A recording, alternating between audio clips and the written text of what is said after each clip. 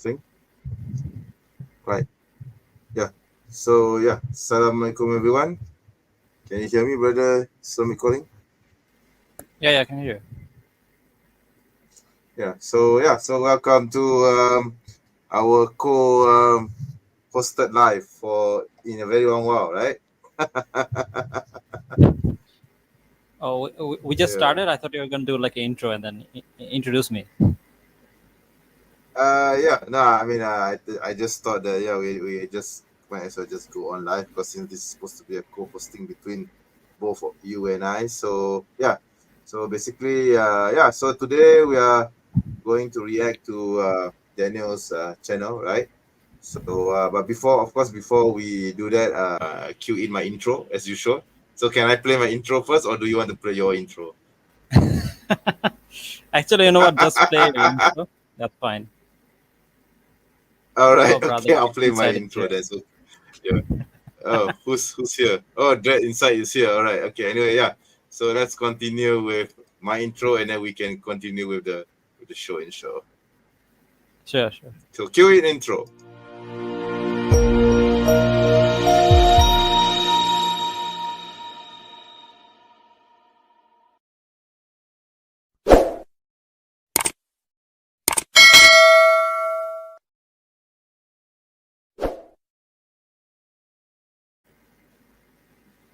Yep, and we are back. And yeah, so brother Islamic calling. Do you want to say a few things before you open the before you start the video and we react to it?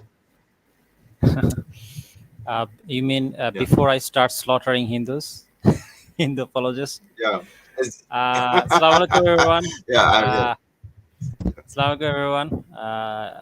I'm on Brother Imianji's channel. So if you guys are watching, welcome. So basically, me and Brother Imianji wanted to do this debate review of Brother Daniel's debate with this Hindu apologist. I thought it would be kind of fun. Uh, so yeah, here we are. Yep. So Here we yeah, are. Yeah, I don't usually respond to Hindus, but because you asked me so kindly to do the review, so I decided to just go ahead with it. But however, just as a point on to note, I'm not really interested in Hinduism or Hindus. Okay, but because since the issue has come up, so I decided to maybe give whatever thoughts I have on Hindus, perhaps if it's relevant to the discussion, right? Yeah. oh, it's gonna be a funny one. Trust me. I can already tell. I did my Yeah. prep yesterday. Honest, While I was doing my honestly, I have research, not watched. I realized it's gonna be a funny one. Yeah, yeah. Honestly, I've not watched the debate between Daniel and the Hindu because I'm totally not interested in Hinduism because I feel that Oh, it Hinduism was is hilarious. basically a You should have religion watched of it. You should have watched it. yeah, yeah. It was I mean, definitely for one me, of Daniel's Hinduism, most yeah, most. yeah. For Daniel me, was at his best, basically. really, yeah, because for me, There was a lot of Hinduism fun is moments. basically the religion of it's a religion of worshiping cows and monkeys. So to me, it's irrelevant to my Semitic thought, so to speak. So, but in any case, I I do mean, realize that in the Christianity subcontinent, is the especially Hindus religion of like are worshiping a half-naked man. So I mean, it's not that different. it is not that different, but however, because Christianity is much more of a threat in Malaysia, Actually, you know especially. what? So because they are, yeah, Inshallah, so that's inshallah, why in I this focus more on stream, them. Yeah, inshallah, in yeah, this stream, I'll go ahead. explain the similarities between Christianity and Hinduism. If anything, it's kind of interesting the Okay. similarities that are there, especially the philosophical aspect of it. There's a lot of similarities Hmm. there, which is interesting because Christians claim that they are not a pagan religion, but they have a lot of similarities with Hinduism. We'll discuss that, inshallah. I would attribute that to the influences of the Roman the Roman cults and the pagan religions during those times, the mystery religions during the early stage of the Roman Empire and its influence on Christianity. So that is the reason why you see some similarities there. Okay. Yeah, it's not just Yeah. that. I Anyway, yeah, think let's go ahead and there are some Hindu yeah. Hindu inspiration as well.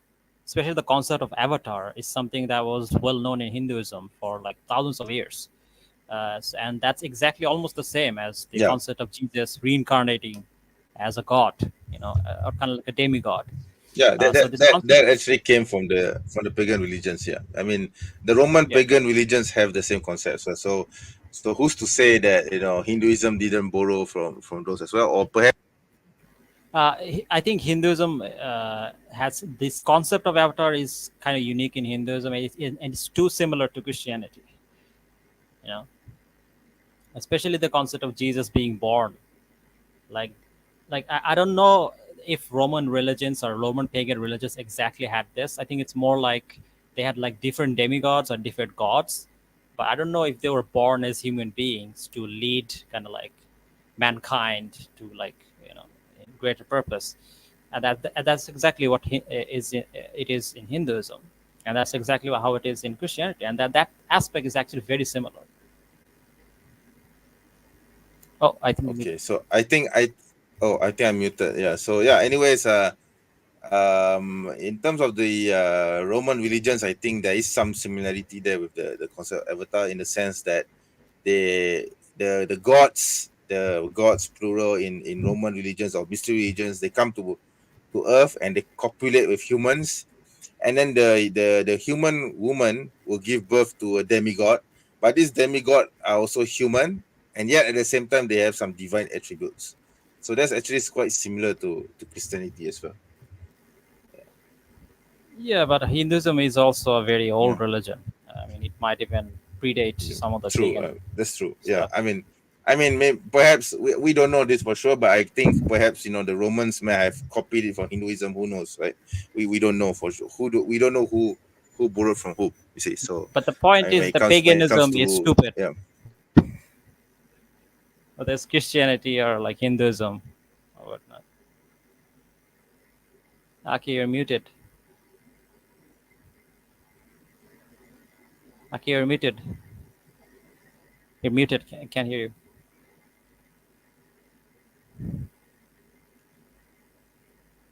Uh oh. What happened? Am I alone? Brother Dead Inside is here. Uh, oh, not sure what happened. Brother Emianje just went offline for a bit, I think. Oh, he's back. yeah. Sorry, yeah. I think I have some technical issues, right? So anyway, let's just start the show before my internet craps out on me again. Okay. Yeah, yeah. Let's Can get you share the started. video? Also, it's a long debate, so let's just get started, inshallah. Yeah, yeah, of course. Yeah. Can you share the video? Oh, you want me to share it? Okay. Yeah, yeah, please Uh, do. Yeah. all right. By the way, there are Let's. 5 viewers watching this live stream now. Wow. Oh, nice. 5 viewers, man. Sound good, everyone. Yeah, that's cool, isn't By the it? way, But no one, subscribe to Brother Amy in but this no one channel and is subscribe to Islamic Calling. Let me find it. subscribe to both our channels. There's nothing stopping you from subscribing to both, right? Yeah. Yeah, okay. Here we go. Uh, can I share? Okay, I'm sharing. All Yeah, right, please share share. it. All right. Okay, I Yeah, can just see shared. it. All Can you right. share? Yeah, it's shared. All right. So I think this is Brother Daniel putting some. So we should just start with like Daniel's opening, right? Yeah, please do. Yeah. Okay. Let's speed it up. Uh, how By the way, fast I do hope you? this is not going to take too long. It is a bit long debate, so it's just we Yeah, can skip some of it. yeah, I think we don't have to go to the Q&A section. Like we just can Definitely go right not. up We until can go the through the end main of the debate back and forth, and then we can end it. I think it's like two yeah, that's right. hours. Yeah. Oh my All god, right. 2 hours of Hindu stuff. Okay. It's funny. It's funny, bro. All right, let's get All right. started. I'll take your word for it. Let's Okay. go ahead. Thank you guys for your patience. I'm going to jump into it. 3, 2, 1. Ready, set, here I go. Hey, everybody. Today we're debating Hinduism versus Islam's treatment of women, and we are starting right now with Daniel's opening statement. Thanks so much for being with us, Daniel. The floor is all yours for your opening. Okay, let me just share my screen first, and don't start the clock because I think I'm gonna cut it close. Hold on.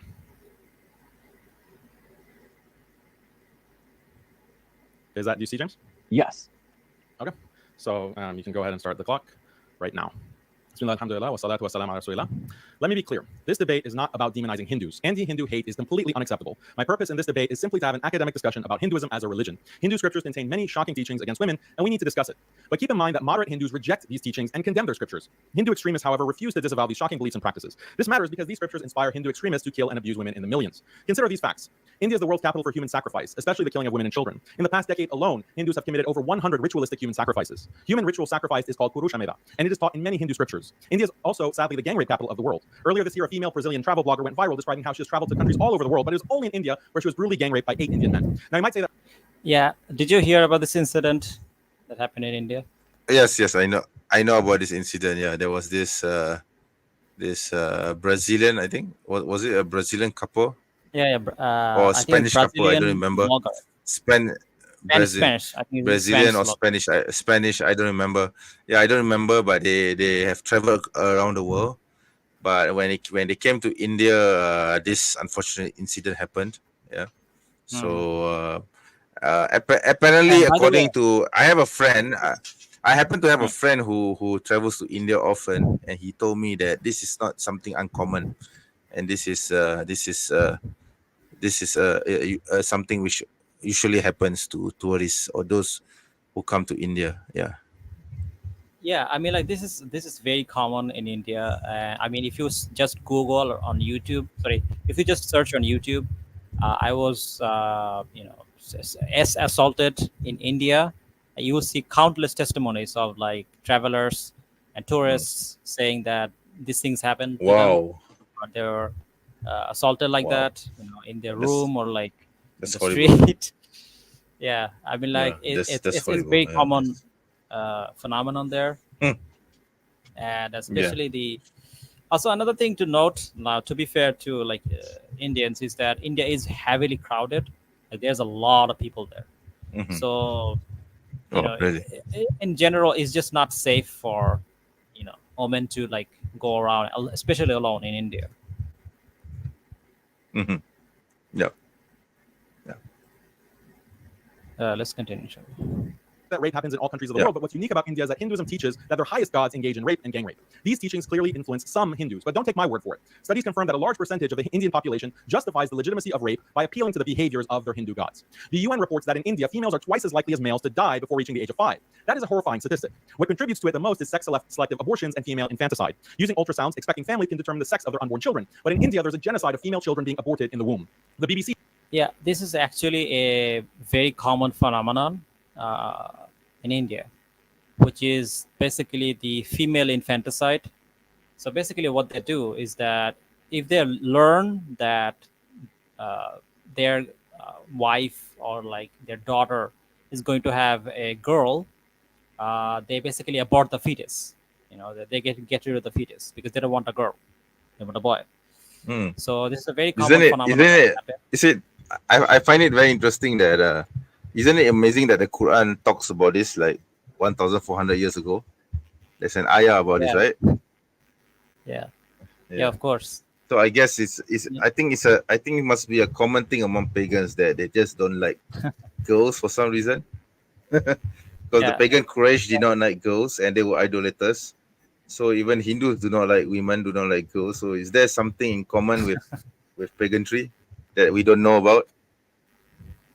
Yeah, I mean, like this is very common. I actually made a video on it. And on that video, I actually played a portion of a clip. Although I don't know if I can play it here because I didn't actually kind of censor it. But in that video, so basically in India, there was like this very popular TV show where they basically interviewed a woman who basically explained how when her husband's family learned that she was going to have a girl, they basically took her to the hospital, and she didn't know this, by the way. And then they even have doctors, specialized doctors, who basically get rid of female Oh. fetuses. So they took her, Oh. they knocked her out, and then when she woke up, her baby was gone. You know, so Oh my God. That's horrible. yeah, this kind of thing happen. That is If you just want, I can horrible. play the video. Do you wanna? Or maybe, Would that take too long? Because we don't want to drag that. You see. actually, there's so many I think things that it's Daniel fine will if we say, don't right? play the video. Yeah. But the point is that if you go to my Yeah. Hinduism playlist, I have that. The video Okay. title is "Women in Okay. Hinduism versus Islam." Yeah, Abortion. maybe I can. Yeah, maybe we can put that in the description. All right. Yeah. Yeah, sure. But yeah, let's continue. Yeah. Reports that between the year 2000 and 2010, 8 million female children were murdered in the womb for the crime of being girls. Indian activists also mentioned harrowing incidents of infanticide, where Hindu mothers are encouraged to nourish their infant sons with breast milk but kill their infant daughters by feeding them salt. Unlike Hinduism, Islam explicitly condemns the practice of female infanticide in the Quran. Prior to Islam, the polytheistic Arabs would bury their infant daughters, along with eradicating polytheism in Arabia. Islam also eradicated this evil polytheistic practice. There's a deep connection, unfortunately, between polytheism and killing little girls, which is why the practice thrives, unfortunately, in India. Before going further, let's outline the history of Hinduism. Hinduism began to emerge in northern India around 1500 BCE. Traditional Hinduism is based largely on Sanskrit scriptures. The oldest and most important scriptures are known as the Vedas, or Shruti texts. It's believed that the Vedas are based on supernatural knowledge revealed to ancient Hindu sages known as rishis. The Vedas are a giant compilation of many different texts revealed to many different sages over a long period of time. According to traditional Hinduism, many Vedic texts have been lost, but Hindus believe that much of the information contained in the Vedas are preserved in a second type of scripture known as the Smriti texts. Smriti is a Sanskrit word meaning what is remembered from the Vedas. There are many thousands of pages of Smriti texts. Some Smriti texts contain stories about the gods and other important Hindu figures. Others lay down Hindu laws and norms. Okay, I think this part is a bit important. Let me just go back. Okay, so basically these are the main text in Hinduism. So they have the most important text in Hinduism is called the Vedas. So the Vedas was basically compiled by a kind of like sage named Yasadev. He's kind of like this Abraham type figure in Hinduism. And this Yasadev, he basically compiled all of the Vedas. So the Vedas are considered to be the eternal truth that the Hindu sages figured out, or something like that. Kind of similar to their version of like God's word, you know. So this is what they believe is Okay. divine law or God's law, in a sense. And so the Vedas are the most important, and then you have the Smritis. The Smritis are kind of like their version of Hadith or Sira or this type of literature. Some of it is history, supposed history, and some of it is basically law, or how the laws were practiced, or how the laws should be practiced, in kind of like fiqh, you know. So they have this kind of like different variation in their theology, where they're basically, you have history, you have stories, and you have kind of like the law. You know how we have Sharia law, they have like their own Hindu law. So these are kind of like different versions of it. And it's important to note, because a lot of times Hindus will just reject this, and they'll just say, "Oh, these scriptures are not relevant anymore in Hinduism," and that's false. Because if you go to any Hindu scholar, they'll basically say that no, you cannot be a Hindu without believing in Vedas, especially the Vedas. Now, when it comes, for example, Swami Vivekananda, who's like the main Hindu scholar, he basically explained that Hinduism is basically the teachings of the Vedas, and the other books are also acceptable as long as they don't contradict the Vedas. Right? So that's basically Hindu scriptures in a nutshell. Meaning what is remembered from the Vedas. There are many thousands of pages of Smriti texts. Some Smriti texts contain stories about the gods and other important Hindu figures. Others lay down Hindu laws and norms. For centuries, Hindus revered these scriptures, but by the 18th century, the British took over India, and immediately they were disgusted by Hinduism and condemned it as a violent, barbaric religion. The British blasted Hinduism for having non-scientific and immoral beliefs, like belief in astrology, belief that the earth sits atop 4 elephants standing on the back of a turtle, Yeah. belief in demon-like gods who demand human sacrifice, gods who rape their worshippers, and belief that people who were reincarnated as frogs and mosquitoes. The British also argued that Hinduism was full of immoral practices that violated liberal human rights and common decency. Practices like the caste system, slavery, ritual sex with dead horses, cannibalism, burning widows, and prostituting children in temples. In reaction to the British challenge, many Hindus abandoned their religion. Other Hindus tried to defend their religion, but they didn't do this by doubling down on traditional Hinduism. Instead, they took the route of throwing most of traditional Hinduism in the trash. By doing this, they created a radical new understanding of Hinduism designed to satisfy white British sensibilities. This British-approved understanding of Hinduism is called Neo-Hinduism. Early reformist Hindus include Ramahan Roy, Swami Dayananda, and Debendranath Tagore, figures associated with the Brahmo Samaj and Arya Samaj movements. These figures broke from traditional Hinduism by denying the infallibility of the Smriti texts and permitting Hindus to reject these texts, either partially or fully. Now, Hindu reformers did believe scripture contains some wisdom, but individuals have the freedom to reject scriptures if they read something absurd or immoral. Now, we might ask, absurd and immoral according to whom? Well, the white colonizer, of course. The modern Hindu has internalized the morality of the white colonizer and can only see his own religion through British eyes. Now, if Hindus rejected most of their scriptures, then what really remains of Hinduism? Hinduism had to be completely reformulated. This is actually true. I mean, like, this is true in both Christianity and Hinduism, I think. Like, if you ask a Christian, like, do you accept apostasy law? They'll say that no, it has nothing to do with Christianity. All these people, David Wood. Yeah, they say it's the Old Testament. Yeah, they say it's the Old Testament, and therefore Old Testament has been changed in the form of Christ. So they don't need to follow. They don't need to follow the Old Testament. They just need to follow Christ, according to them. Yeah, it's the same in Hinduism. So basically, they'll say that we don't have to follow the text. We just have to follow the dharma. Dharma basically means the religion in a spiritual sense, right? So it's the same garbage, same kind of like reformist liberal garbage. And oftentimes they'll say this, and oftentimes they'll cherry pick which text they accept and which text they don't accept, But there's a way to debunk all of this. But it's kind of interesting that it's similar to both of these religion. You want to add something? Why am I not surprised? Yeah, why I'm not surprised? Can you highlight that comment, Dread Insights, written? Let's read some comments. Okay, let's read some comments here. Let me see now. Okay, what's this? Worshipping of objects one day this religion will die out. What do you think? This one? This one? No. The last one, the very last one. This one? So they can pick and choose whatever they like. Not necessarily, but basically what they do is that they all say that Vedas are the most important and nothing else is relevant, which is not true, because the references of all the other books are already inside the Vedas. Like, how in the Bible you have the reference from kind of like the other books that are not considered canonical, non-canonical book. How Bible sometimes refers. Yes, apocryphal. Yeah, exactly. So it's kind of like that. Yeah, and you can debunk this by using those kind of texts, because there are texts inside Vedas that refers to the Puranas, that refers to the stories in the Puranas. So they cannot just deny it. And also, like most Hindu scholars, the Orthodox one believe that the Vedas were actually very large. So the core teachings are inside the Vedas, and the other teachings, kind of like the other laws, were written inside these other books. For example, when it comes to philosophy or like legal law or basically the law, these are separate things. Actually, so yeah, let's continue.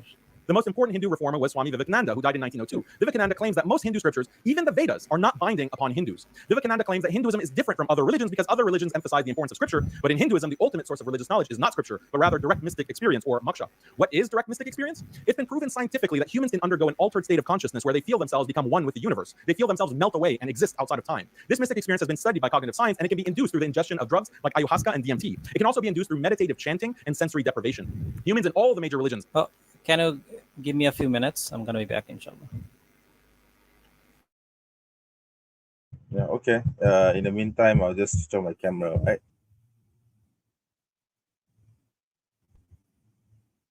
Yeah, so 5 minute break. 5 minutes break, everyone. We'll wait until Brother ISLAMIC calling returns, okay?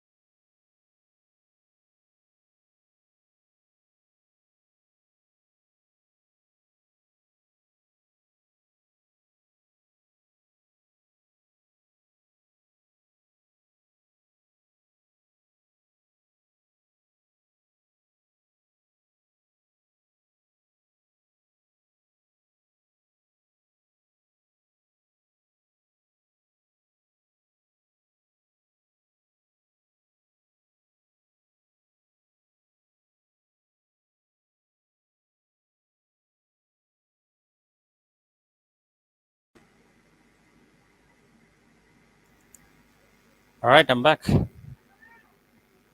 You there, bro? Okay, you're back now. Yeah, Yeah, I'm still here. Yeah, I was waiting for you. Yeah, All right. Uh, yeah, yeah. so, yeah, let's continue, inshallah. Tend to attribute great spiritual significance to this neurological event. In Sufism, it's called fana. In Buddhism, it's called nirvana. And in Hinduism, it's called merging with Brahman. Vivekananda claims the Walaikum essence of salam. Hinduism is attaining this mystic experience. Hindu scriptures, according to him, contain suggestions on how to have the experience and walaikum salam. metaphorical descriptions of it. Scripture is just a record of past sages who have had the experience, and each person may use information in the scriptures to attain the experience, but reject them otherwise. This is how Vivekananda radically revises the meaning of Hindu scripture. By contrast, most pre-modern Hindus didn't focus on attaining a mystical experience. They were more concerned with devotional worship of gods, following Hindu law, practicing sacrifice, magic, and astrology. But there is one subsect of pre-modern Hinduism known as Advaita Vedanta, which does focus on mystical experience, and the primary authority is the medieval Hindu scholar Shankara, who's believed to be an incarnated god. To build support for his reforms, Vivekananda tried to back project his neo-Hinduism onto Shankara, Whoa. but he could only do this by Did I making see- two false claims. Did I First, he see claims that boobs Advaita just Vedanta- now? Hmm? Yeah, I saw boobs just now. Boobs. Huh? The Indian lady just now. Go back to the sides. What do you mean? Nah, never mind. It's okay. It's just a joke. Okay, that's good. Let's continue. Yeah. Oh, by the way, we have 8 viewers right now watching this live stream. Wow. Oh, Okay. nice. Wow. Nice. Not bad. Not bad. Yeah. Okay. Right. All right, let's continue. true Hinduism rather than a mere subsect of Hinduism. All right, this is like yeah. the Muslim claim that if the whirling dervish Sufis of Turkey represented all of Islam. Second, Vivekananda hides the fact that traditional Advaita Vedanta considers scriptures, especially the Vedas, to be binding on all Hindus. This is very clearly and explicitly affirmed by Shankara himself. Vivekananda has to hide this fact in order to reform Hinduism and align it with British morality. Vivekananda's reformed version of Hinduism now dominates modern Hindu thought and is the basis of modern Hindu apologetics. Why do Hindus accept Vivekananda's obviously false claims about traditional Hindu religious teachings? One reason is that a distinctive feature of Hindu culture. I think I have to correct Daniel a bit here because I don't think Vivekananda is like. So basically, in Hinduism, you have like different sects, right? So Vivekananda more like follows this kind of like more aesthetic sect or more like spiritual sect. And so from that, he's kind of like arguing that none of these texts are important. But there are problems with this argument. But the thing is that I don't think Vivekananda denies the Vedas or the importance of the Vedas. For example, there's a book, for example, if you read the complete works of Vivekananda, volume 6, he actually mentions his position regarding the Vedas. Let me share it.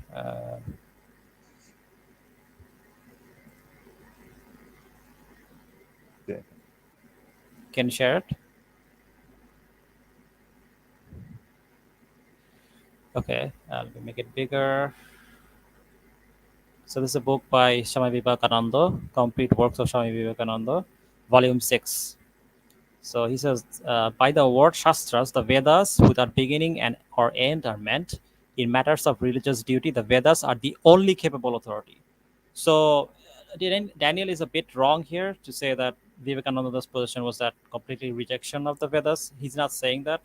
It's more that he thinks that Vedas are the only authority.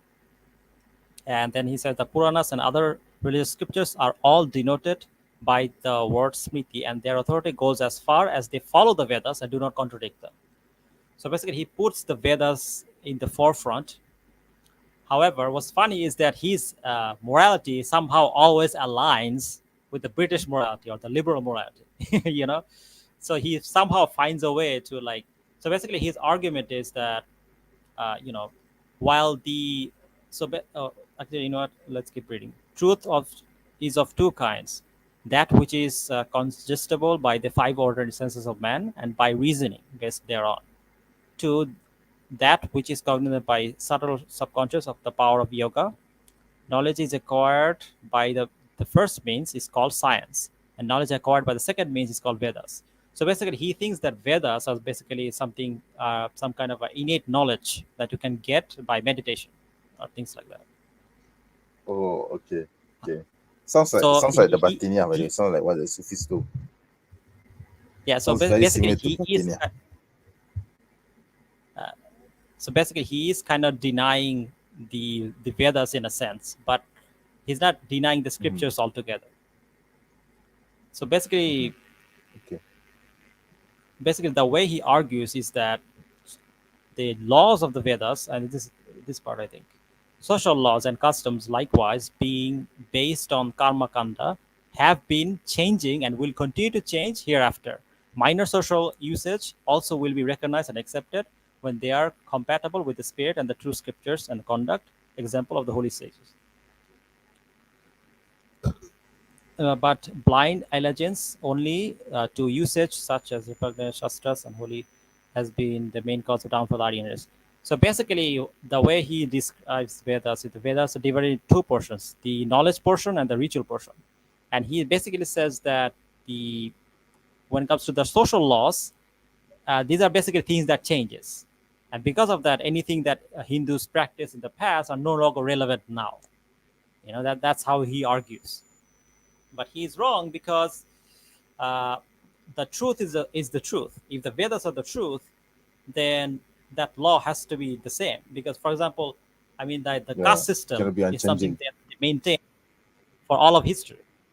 This is not something they gotten Yes. rid of. So then, why would they all of a sudden that not be relevant now? So it doesn't follow. Yeah. And most of the Hindu scholars would disagree with him. Like, no Hindu scholars took this position that the Vedic laws change all the time. Mhm. So that's his position. But let's get back to the debate. You want to add Okay. something? Nah, nothing much for me. Just let's continue. I mean, it's kind of similar to how Christian liberals argue that they say that, Yeah, it's the but Old Testament. they don't do How it in such an explicit way. They kind of like waffle it a bit, but not all of them have that position. So it's not across the board. You see. Yeah, but they do kind of like deny, like for example, this guy inspiring philosophy. We kind of like uh, had a back and forth with him. So he will Yeah. basically say things like this. He'll just cherry pick his religion. He'll cherry pick even like heretical positions sometimes, and then pass it off as like Yeah. Christianity. So it's Yep. kind of like the That's right. similar thing happening here. Yeah. But let's continue.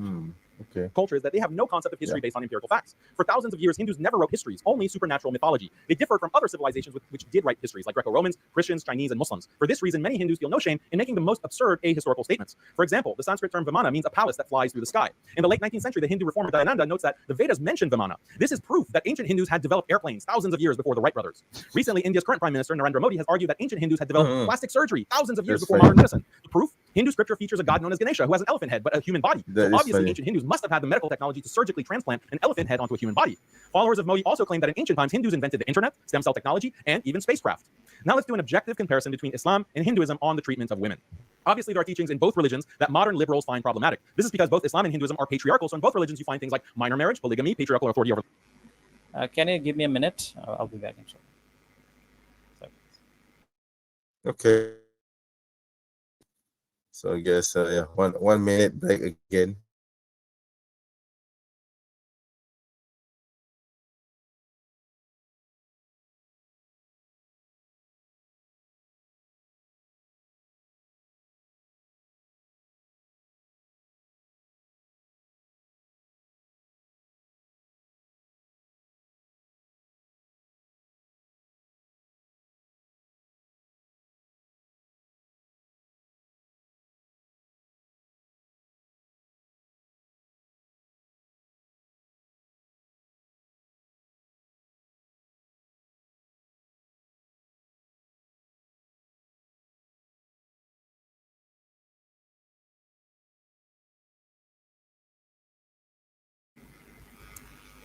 All right, I'm back. Yep. So am I. By the way, I think you should play the video.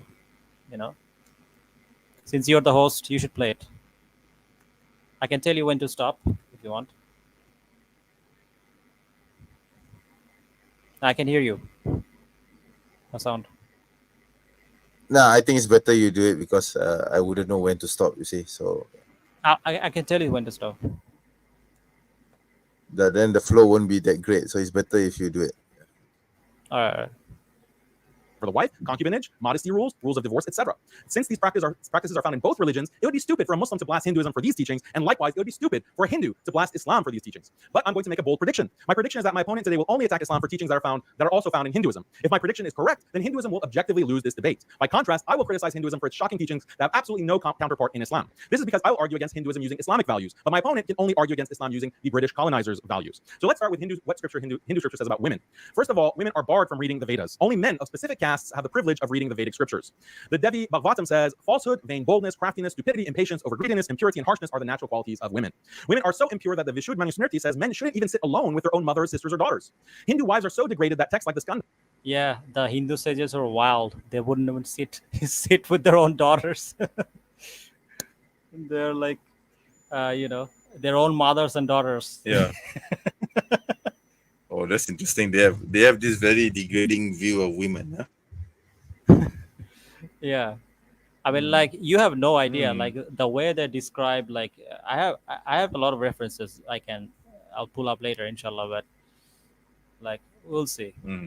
The Purana advised wives to worship their husbands as gods, to wash their husbands' feet, and then drink the bathwater. Hindu women are also supposed to worship their husbands. Not only do they worship their husbands, they also engage in worshiping the penises of male gods like Shiva. In Hindu temples, Hindu women worship stone penises called shivlings by rubbing them and pouring milk on them. This is true. This is true. I made a video on this. If you go to my playlist, there's a video on Shivlinga. Wow. Let me see if I Okay. can pull it up. There it is. Do they still do this, by the way? Do they still do this? Absolutely. Oh, okay. They even debate people Wow. with it. You know. Wow. Yeah, Okay. yeah. The typical Wow. response Wow. is that, it's not the penis of Shiva, But the thing is that there's so many references that clearly says that this is the penis of Shiva that it's just ridiculous. I give all the references. You can check it out in the video. Okay. The genital Right. worship in Hinduism. It's in my Hinduism playlist. Oh my So god. yeah, Okay. Yeah. that's good. Them in order to symbolize ejaculation. Penis worship is so emphasized that Hindus even worship random phallic objects. For example, in the US, a group of Hindus began worshiping a traffic barrier by kissing it and rubbing themselves on it because they thought it was the penis of Shiva. On TikTok, a Hindu family went viral because they started worshiping ice formation. That's so funny. Oh my god. Oh my god. Okay. Yeah. Oh no, what's Oh, that on the dear. fridge? It's Oh, Shiva. He's horny now. Oh my god. All right, that's just too horrible, man. How are they going to? Oh my god, I can't imagine this, man. Okay, never mind. They're pagans. Okay, understood. Yeah. In their freezer that they Yeah, believe let's is Shiva's continue. penis. You can understand why Hinduism is so concerned with the penises of gods when you read the Hindu scriptures that describe the sexual exploits of the gods. For example, the Bhavishya Purana describes how Brahma, Vishnu, and Shiva gang rape a married woman. Skanda Purana describes how Brahma attempted to rape his own daughter. In the Mahabharata, Indra rapes the wife of another sage. Again, in the Skanda Purana, Vishnu disguises himself as a woman's husband in order to rape her. Hindu apologists might claim that these stories are only allegorical, Oh but my allegories still have an impact on followers. If a person believes in Yeah, this is true. Oh my Like, god. there's so Oh many my god. references of like Hindu gods raping, their devotees and whatnot. Like, for example, the one famous incident I can recall is basically an incident. But I have all the references. I can put them in the comment. Okay. Yeah. Yeah. So Sure. basically, Yeah. this incident is basically the Hindu god Vishnu. Basically, he goes to his devotee or a woman who worships him, Okay. disguising as her husband. my Disguised God. as a husband. And I Okay. actually have the reference here. We can read it if you want. This actually sounds very similar to Roman religion because you see you have stories like Zeus going down to earth and then disguising himself as a normal human or disguising as the husband of a woman that he falls in love with, and then he meets that woman and then he has sex with her, and then this woman will give birth to Zeus's son, for example. So it's not just Zeus, it's all the other Roman gods as well. In fact, even in the mystery religions like Mithraism is the same thing as well. You see this as well. So I think this is something very common in paganism, I think. Yeah. Yeah, and this is a very like popular story. Like, you can find it many different places. So basically, he goes to this woman and like disguised as her husband, and they have sex, and she realized something's not right. you know, something's not right. Something's not right, So huh? then the supposed god, comes, changes his figures, and shows that it's not his husband, not her husband, and then she curses him, and then because of the curse, like something happens with him, like this is the kind of stories that you see in Hinduism. My But, God. yeah, that's- Okay. My God. Okay. and sacred allegories about gods engaged in rape that will affect his stance on the acceptability of rape. Now let's talk about shocking Hindu rituals. There is the Ashvamedha. This is the fertility ritual described in Shatapatha Brahmana, where a horse is suffocated to death and then the dead horse's penis is placed into the genitals of the queen. I've already mentioned human sacrifice, which is called Purushamedha. Human sacrifice is found in the Shatapatha Brahmana, Yajurveda, and Mahabharata. Another shocking Hindu practice is Devadasi. A Devadasi performs religious dances in the temple and also has sex with people to get money for the temple. This is sacred prostitution, and Hinduism doesn't place an age limit for prostitutes, so even child prostitution is permitted. When the British first came to India, they were shocked to find Hindu temples full of little girl prostitutes. Everyone knows sati, or widow burning. Hindu scriptures encourage a widow to throw herself on her deceased husband's funeral pyre and burn herself to death. Hindu apologists quickly point out that widows are not forced to do sati, they freely choose to do it. But what they conveniently forget to mention is that Hinduism generally prohibits widows from remarrying after their husband's death. So rather than living the rest of their lives in forced celibacy, some Hindu women choose burning to death.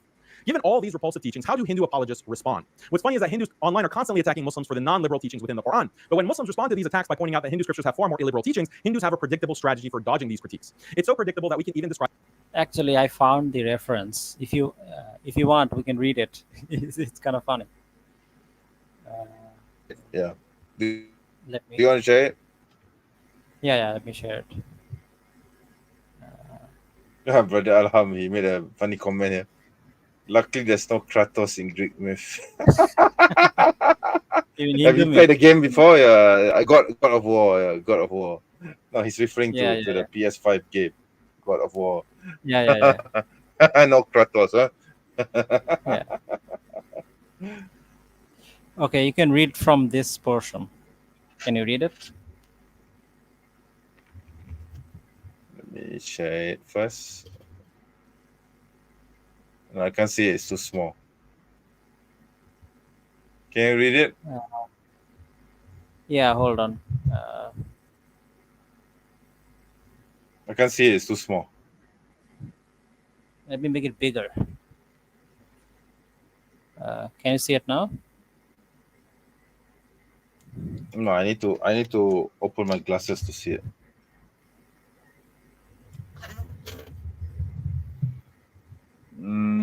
Where? Which part do you want me to read?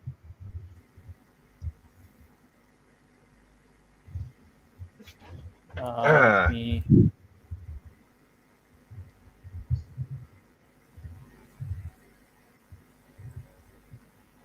Okay, so you can basically read from here. Okay.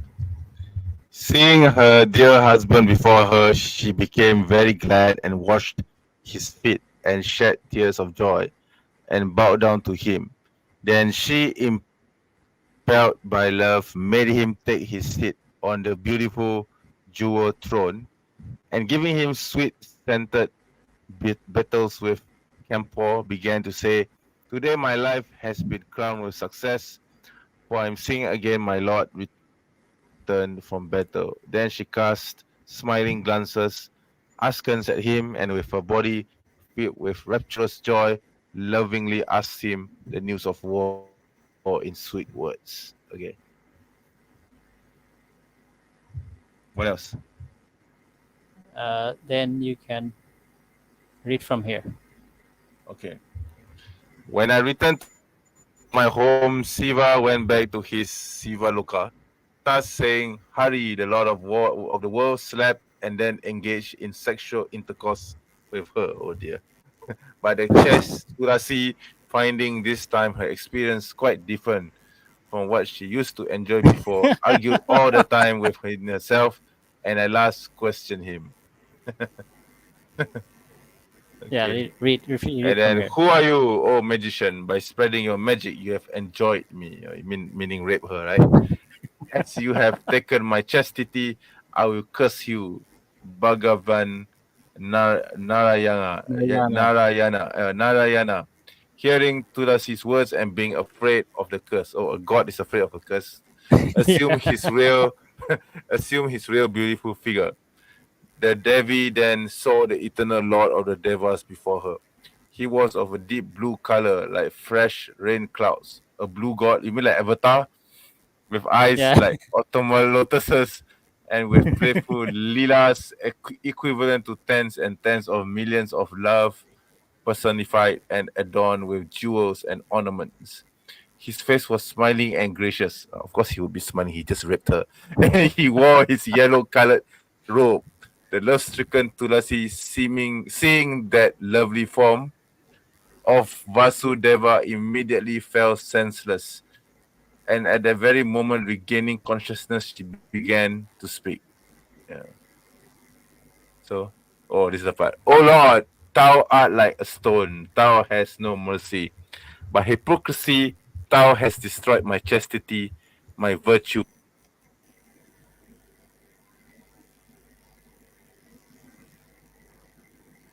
Are you there? You're muted. Aki, you're muted. I can't hear you.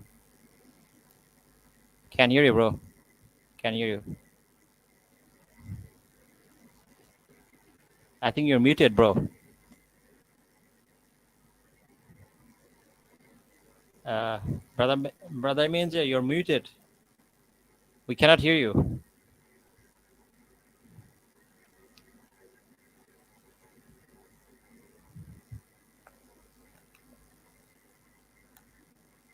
I think we're having some technical difficulty, so we'll wait for Brother Minja to come back. So this is the one of the first stories I think that got me interested in Hinduism. I mean, it was just so wild and ridiculous. It's it's a doozy. It's an interesting interesting story, and there are so many stories like this. I mean, like this happened with like Shiva. I mean, at one point, Shiva tries to do the same with like one of the other male gods. Shiva tries to RAPD Vishnu. That's another wild story. We can read that as well. But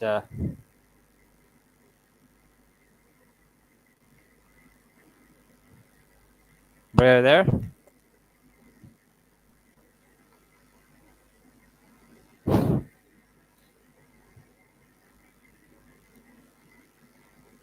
Can't hear you, bro. I can see you. I can see you, but I can't hear you.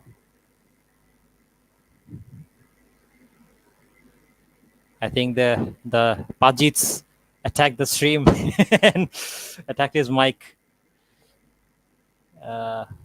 They've been attacked by BJP IT cell.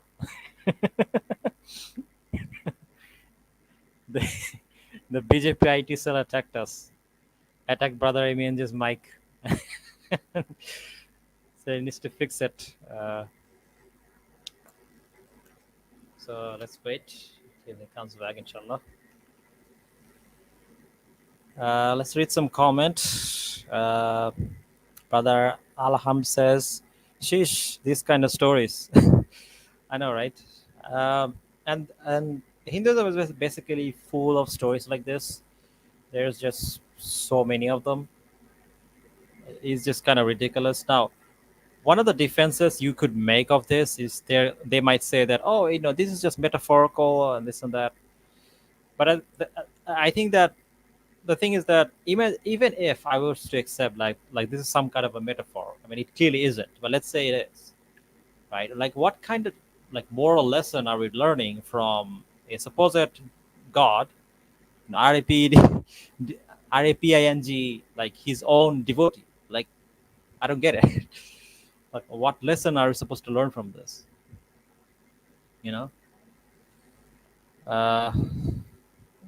Let me see what's going on with Brother Imanje. I think he's having some technical issues.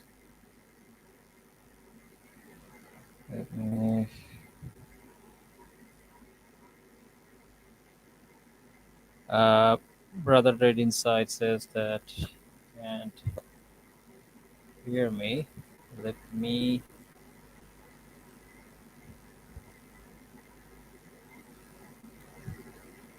Oh, okay. I think Brother Answer Questions says that he apparently Brother Image is in the bathroom.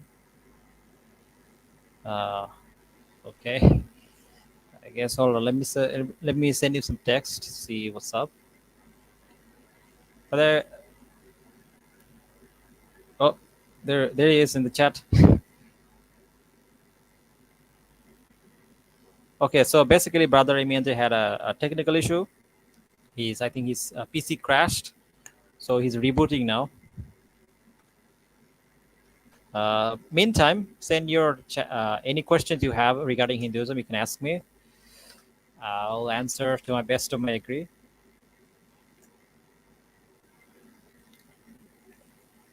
He'll be back, inshallah. Don't worry. Meanwhile, let's watch some. Actually, what? Let me play this. Let me play this clip.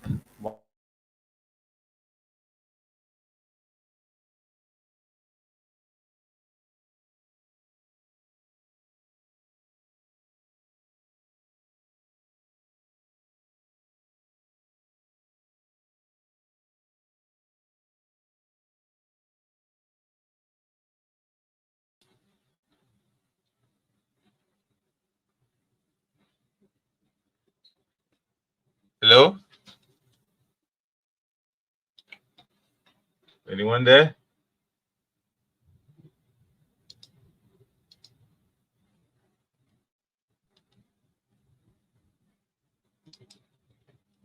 Walaikum salam warahmatullah. By the way, can anyone hear me right now in the chat? I just got back, but now Brother Islamic Calling has disappeared. Oh dear, he's gone now. What's wrong with our stream, man? Someone's attacking our stream and causing all these crashes. Oh my god. Okay, never mind. In the meantime, while we're waiting for Brother Islamic Calling, I'm going to read the chat. All right. Let me see. Brother Siko. Walaikum salam warahmatullah, brother. Oh, Ehtasham is here. Salam alaikum. Good to see you. MENJ, get off PS5. No, my PS5 is starting to do with this problem right now. I think it could be Hindus attacking the channel or something like this, because right now I'm on, but Islamic Calling is off. Just earlier on, Islamic Calling was on, but I was off because my desktop crashed for whatever reason. Okay. Walaikum salam warahmatullah. Yes. Please do more replies to Astro Nabi. Who's Astro Nabi? We can hear you loud. Okay, thank you. Right, that's good. That's good. All right. So I guess yeah, I'm still waiting for Islamic Calling to appear. So he's handling the video. Okay. Because if I were the one handling it, I wouldn't know where to begin or end. I'm gonna message him. Hang on. What happened to you? Well, I just messaged him. Let's see. I think he has some technical issues now. But right now the stream has been running for about 56 minutes and we have 6 viewers watching this live stream. Wow. That's good. Okay. He means Nabi Asli. I don't know. Maybe he does, but he didn't say that. He said Asro Nabi, right? Okay.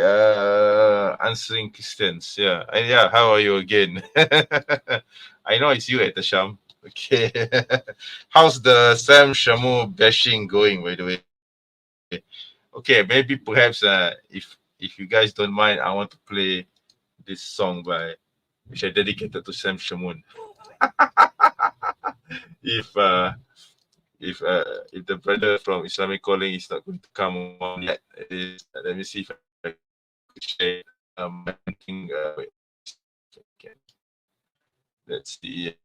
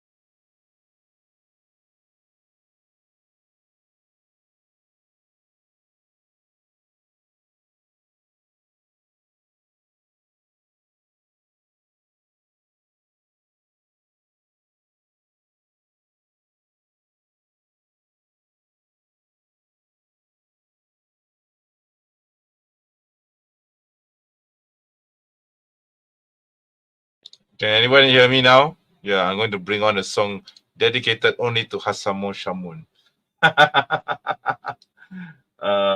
Yeah, here you are. Oh, there you are. Oh, that's the song. Okay, let's see whether everyone can hear it. I'm going to listen to this again.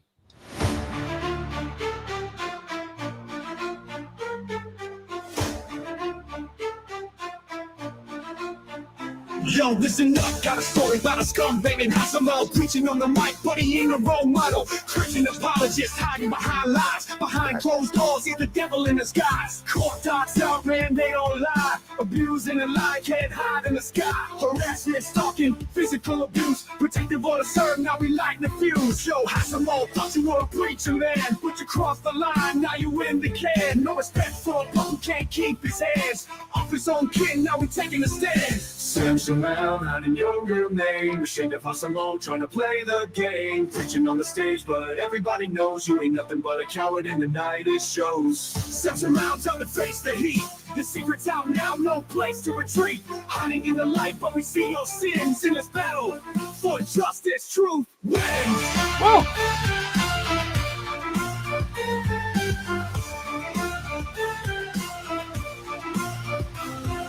Preaching the vision, talking about submission, but your twisted mind got a sick ambition. Using the Bible to justify your right, but we see through the lies, we know what's right.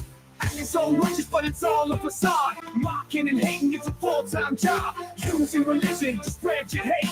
Twisting the truth, sealing your faith. Yo, Hasamo, how you sleep at night? Knowing what you did ain't never right. You're a hypocrite, using God's name for your dirty deeds. It's a crying shame. Search around, not in your real name. Ashamed of Hasamo, trying to play the game. Preaching on the stage, but everybody knows you ain't nothing but a coward in the night it shows. Search around, time to face the heat. The secret's out now, no place to retreat. Hiding in the light, but we see your sins in this battle.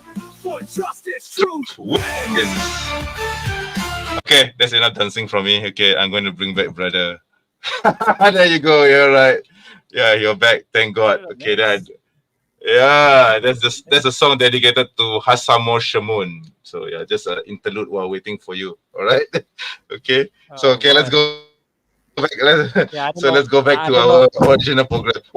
What happened to your internet line, man? I got attacked by BJP IT cell, bro. I think I was hit by them too, because both our internet connections got fucked up, right, sadly. So yeah, it could be because of them. I don't know. Yeah. Anyway, let's continue the show with the yeah. Yeah, I mean, like I came Go ahead, back and you were like on a concert. I don't know what's going on. No, I was playing a song dedicated to Hasamo Shamun while waiting for you. All right. Oops. Yeah. So yeah, let's. I think since you're back, so let's continue with the show. Then maybe next time I'll play the song in full. All right. Yeah. Yeah. All right. Let me pull up the debate. Here we go. All right, let's go. All right. Okay. Please make can you sure share? that your internet doesn't crap. Yeah. Please make sure your internet doesn't drop again. Hopefully it won't. Wait, before you continue, let's read on the comments here. From debate review to song review.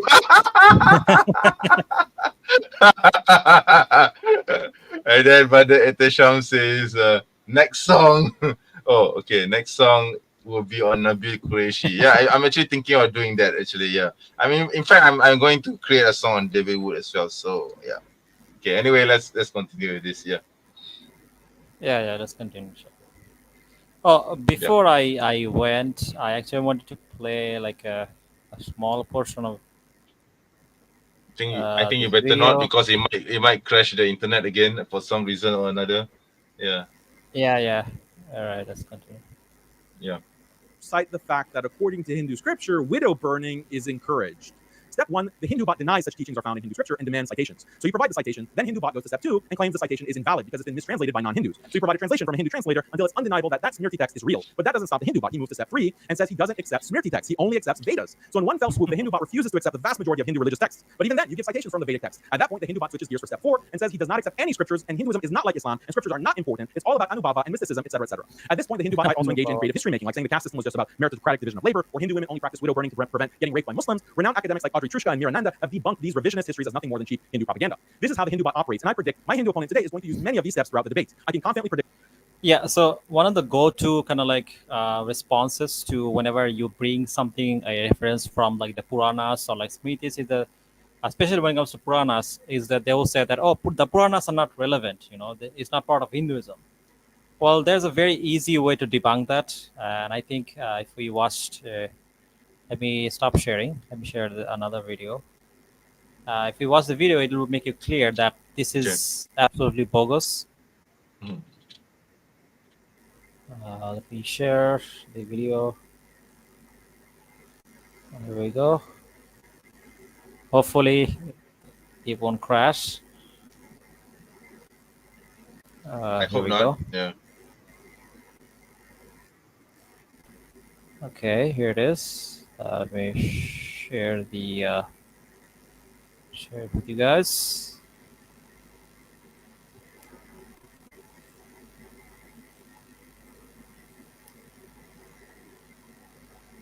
Can you see it? Can you share? All right, let's continue. Say in this lecture. Vedas means, remember one thing, all the 4 Vedas, Puranas, Bhagavad Gita, Ramayana, Mahabharata, it includes, people sometimes think that Puranas are not included in Vedas, but try to understand one thing, that after Vyasadeva is the person who divided the Vedas into 4. After dividing the Vedas into 4, he still had 1 billion verses left. So then he put those billion verses into Puranas. Now what is the difference between Puranas and Vedas? Vedas are like law books and Puranas are like law journal. Now you understood what is the difference between law book and law journal? Law book states that this is the law, and law journal states the case histories. So that's the difference between the Puranas and like the Vedas. So basically, the thing is that whenever I make a video, every time a Hindu comes back and says that, oh, the Puranas are not relevant, this and that, well, I already debunked this, and this scholar, I think his name is Dr. Hindu. Let me check his name. Some Hindus priest, right? From the looks of it.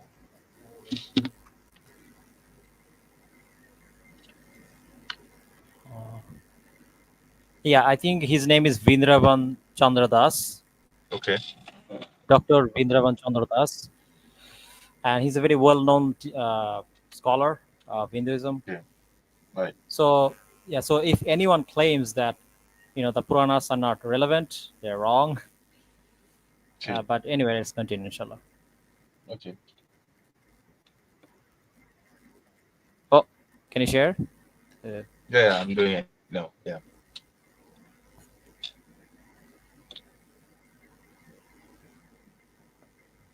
Can you see Okay, it? back. Yeah. Okay. Yeah. All right. Yeah. Sorry, the internet. Oh, what happened to your camera? Nah, I'm switching it off for a while because I'm doing something very private here. Oh. Yeah. Yeah. Truth and wisdom. But in modern times, the Hindu bot is so ashamed of these texts that he's willing to throw it all in the trash just to save himself from embarrassment. This is also why my opponent today won't even show his face. He's too ashamed, unfortunately, of his own religion, and for good reason. Thank you. Thank you very much for that opening. We are going to kick it over to Heated Debates for his opening as well. Let me just change up the screen here. I want to say, folks, if it's your first time here at Modern Day Debate, hope you feel welcome. We are a neutral channel hosting debates on science, religion, and politics, and we welcome people from all walks of life. So if you haven't yet, hit that subscribe button as we have many more debates coming up. And with that, we're going to kick it over to Heated Debates for his opening. Thanks very much for being with us. Heated Debates, the floor is all yours. Thank you, James. Yes, sir. Sir. Sir. It's not showing properly Thank for you, me. sir. Okay, Thank you, sir. It's still in the edit mode. Thank you pop it in very and much, do not mock me, sir. Do not mock me, sir. I just won't keep it this way. Right. So thank you for giving me the chance, James. And our debate started when Daniel challenged me that that unfortunate rape of that Spanish girl happened because it is ingrained in your religion that pushes you to rape other women, right? So that was the point, and that was the point at which Your religion is bad, So sir. I'm here with some data, right? Data from United Nations Office of Drugs and Very, Alcohol. very bad, sir. Over here. Here's a map showing the percentage, the per capita rate in all over the world. And as you can see, India is shown in a lighter shade than a neighboring Pakistan and Bangladesh. This is because, despite everything, the culture, the economics being the same, these countries are committing a lot of rape. This is not what I'm saying. This is UNDC saying. So, By the way, just look at his map. Like most of the red zones are in Europe. Like, Yeah. like what's his argument that Yeah. because like India has like less REPD cases, therefore Hinduism treats women better? Like India is not I a don't know. theocracy. But Like, that, but India is not. India is a secular country. Like, what is he trying to prove? yeah, and also there are some African nations which have the same shade of color as India. Does that mean that Yeah. African country is better than India or same as India? I don't know what he's trying to prove, man. Yeah, and it's Yeah. not even true. Like he's gonna like Do- the whole. by the way, do you notice that Yemen is also the same color as India right now? Yeah, a lot of Muslim countries are, but he focuses on Pakistan. Okay. This is the funniest part. Like he throughout the whole debate, he whines so much about Pakistan. If any Pakistani brothers are watching, just watch this. It's gonna be hilarious. You know, look at it. Even Egypt is in the same color as India. So what's his point, man? Yeah, exactly. Yeah. Don't mock me, sir. This is a very Don't beautiful mock map, me, sir. sir. It's a very important matter, sir. Sorry, So my Indian why is that? accent is Let me not show that great. first of all, in India, even if you have sex with somebody on a false pretense of marriage, it is considered as rape. That amounts to a lot of false cases. Yeah, then you But should that's secular law, you definitely idiot. charge That Vishnu. is secular law. Vishnu in Yeah, jail. yeah. Justice for Yeah. Tulsi. Yeah, whatever it is that you asked me to read just now, that was rape too, right? Justice for Tulsi. Oh my Put god. Vishnu in jail. Oh my god. Yeah, this is definitely secular law, by the way. There's nothing to do with Hinduism. Yeah. Mm. Still,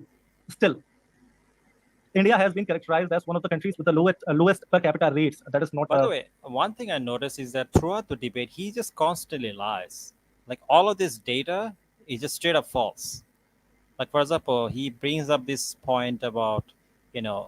I'm curious has to the know where he lowest- got his data from. Yeah. I have Where no did he get his idea. data from, by the way?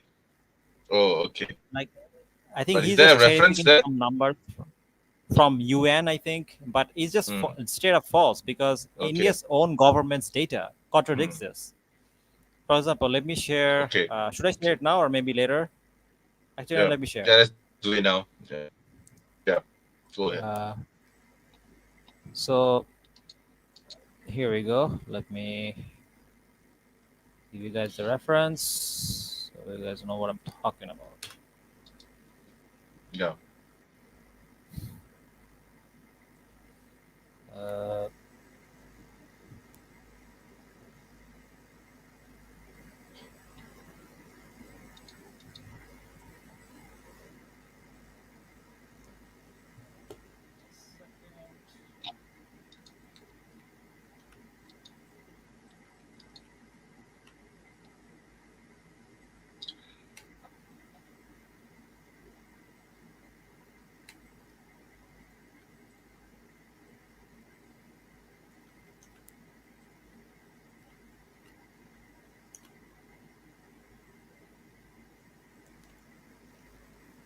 Okay, here we go. Can you see it?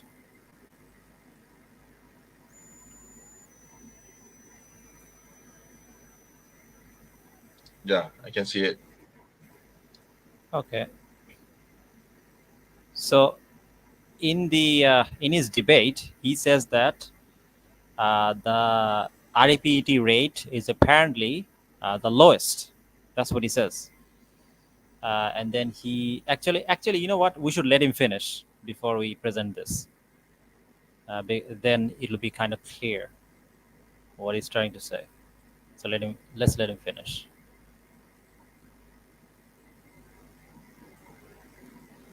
Sure. Okay, can you see it now? Should be there, yeah. Yeah. That I'm saying, that is being said by the UN report. As you can see, all the references, and I'd be posting all the references in the descriptions of the video that I'd be uploading on my channel. So if you can check it out there. Lowest per capita rate. Because, and here are the links that I'll be posting in the description for you to check out. So lowest per capita rate that I'm saying, Okay, I thought that Haqiqatjou would be bringing. Look at this number. He says that the yearly rate of REPET in India is 31,000. This is false. The yearly rate of India, let me share the actual data. He says Here we go. 2011. Does that mean that he has increased since then? No, that number is false. Like, let me share. Oh, totally false. Okay. Yeah. Can you share?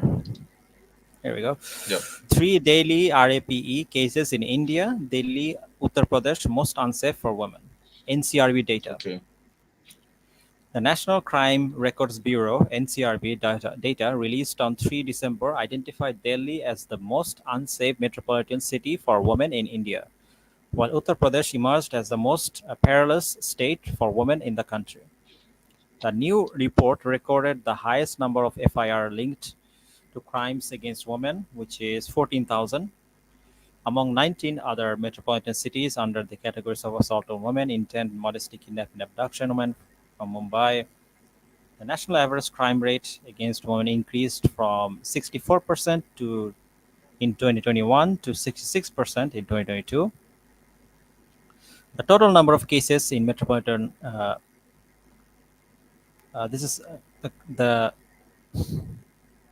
the total number of cases in metropolitan cities increased from 43,000 in 2021 to 48,000 in 2022. Average of 3 rape cases per day were reported, reflecting a 4% increase in crime against women in India compared to previous years. Looking at individual state, Uttar Pradesh topped the list by recording the highest case of crime against. So these are all crime against women, which is near 40,000.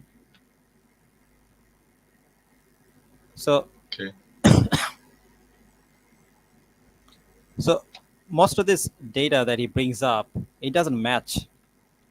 Like I don't know where he got his number from, but these numbers are clearly not accurate. I think these are the latest numbers that you showed. The ones that he gave was in 2011, right? So that was like several years ago. It's probably outdated by now. So yeah. So I wouldn't say that he lied. I would say he misrepresented the actual number of cases. He says, oh wait a minute, it says 2021. Maybe it has increased because I saw that the numbers were like 10,000 in difference. So he gave outdated numbers, okay, and the ones that you read were the latest data. Yeah. Yeah. All right, let's continue. Stat from his website, let's World go. Population Review. So to debunk that, I have decided to calculate it in front of you. So let us calculate for the year 2021. We had total 31,677 cases of reported cases of rape in India, which divided by the population of India and multiplied by 100,000 is 2.24%. 2.24 per 100,000. That is lowest in the world. And then again, let us see about our neighboring country, Pakistan, what they are doing with the similar culture and similar economics. Let's see. In 2021, 5,200 rapes were reported in the country. This has nothing to do with Islam or like the topic. And Yeah. The conviction rate is 3%, near 3%. And the important thing that we need to focus about is here, only 10% of the rape cases are reported. And it's horrible. An estimated 1,000 minor Christian and Hindus, which includes the unreported cases, include rape of 1,000 minor Christian and Hindu girls every year, where they are forced to convert. And if their family tries to go against the rapists, they are. Yeah, this also happens in India. Let me share the.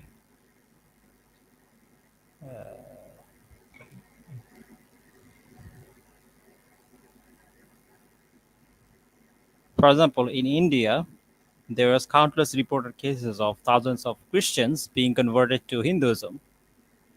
For example, let me share the article here.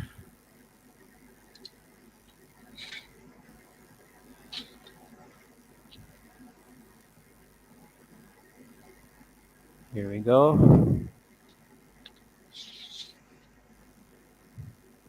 On January, can you see it? Okay, hang Can on. you share? Yeah, I can see it now. Yeah. Okay. On January 27, in Chattargang, a state in central India, approximately 1,000 Christians were forced to convert to Hinduism. So when it happens in his own country, all of a sudden he doesn't notice it. But when it happens in Pakistan, supposedly, all of a sudden, like he's like outraged.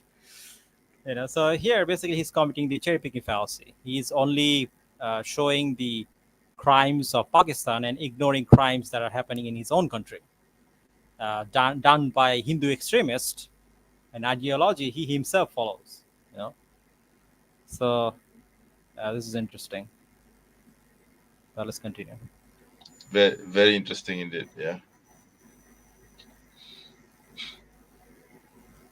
Filed with counter FIRs that they are trying to reconvert their children into Christianity or Hinduism. And they're persecuted. Basically, that is what Don is saying. You can read the whole report that I'll be posting the link again in the description.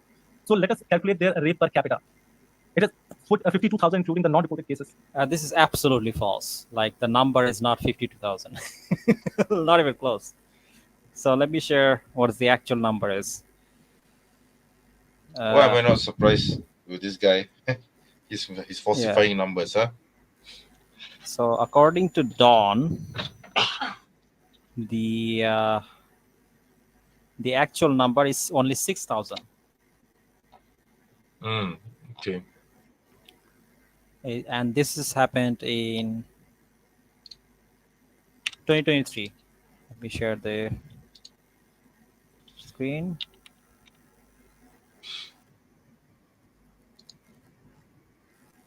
Okay. Can you share? Hang on.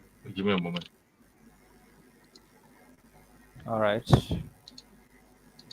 me make it a bit bigger so you guys can see. Okay.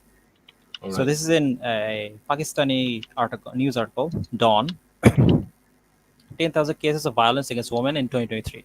By the way, look at the number. It's only 10,000, where in India we saw it as 50,000, nearly 50,000. My God.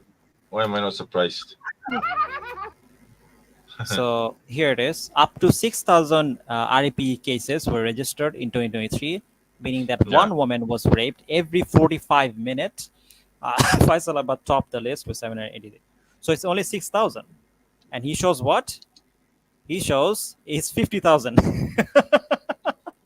Yeah. Okay. That's crazy. Yeah, he definitely showed lied it to his as thief. Yeah. 50,000. Yeah. So where did he get that figure from, right? Yeah. Yeah. That's the question. Now, it's possible that maybe in 2021 it was 50,000, but I doubt it. Because in 2023, how can it go from 6,000 to 50,000? That doesn't make any sense. Yeah, this is unless a lie. if there was He's some lying. sort of war, maybe this I know it doesn't make any. It just doesn't make any sense, right? Yeah, it doesn't He's make lying. any sense at all. Yeah, I think lying he's to his falsifying thief. number. Yeah, he didn't even give any references. Do you notice that? Yeah. There's no references at all.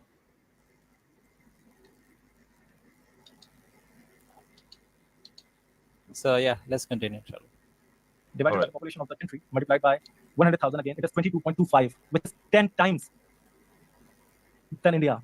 10 times. This tiny little country of Pakistan is raping their women and children 10 times more than the entire country of India. All the sources would be provided to you in the description, and you can check them out for yourself. Why? Let me show you some instances. You must remember that a TikToker girl in Pakistan who was celebrating their Independence Day. Why is he so upset at Pakistan? As if only rapes happen in Pakistan. What about other countries? So basically, he It's just all about commits this Pakistan. red herring fallacy, Yeah. where he just whines about Pakistan. That has nothing to do with the topic at hand. Like the topic is Islam Okay. versus Hinduism. Like, does Islam? Why it's not India versus Pakistan, right? It's Hinduism versus I mean it's basically Hinduism versus Islam, not India versus Pakistan. So and Daniel is not Pakistani, so why does this even concern him? Actually, you know what? I have some numbers from DW, and let me share this. All right.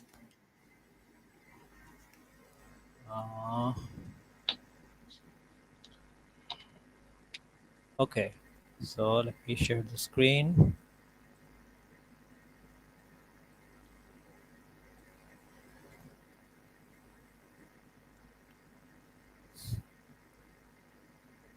So here, this is a report from DW. This is from, I believe, 2024 actually.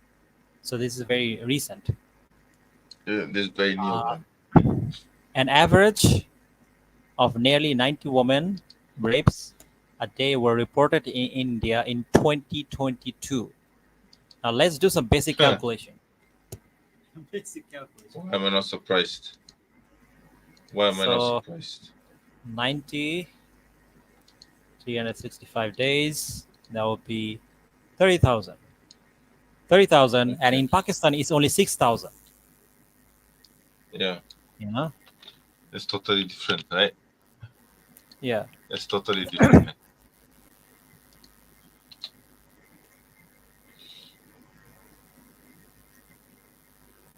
So the actual number for Pakistan, or actual rate of RAPE, would be 2.5. And the actual rate of RAPE of India would be, if you divide, like, how much population they have, like 1.4 billion. Million or billion? I think it's billion. Oh, billion, huh? I think we can just Google census for India. Latest census for India.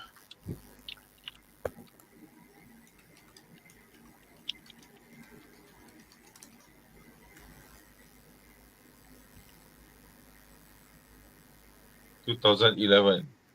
That's the latest census numbers. And they have like how many again? They don't mention.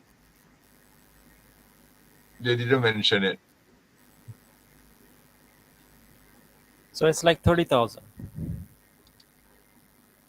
30,000.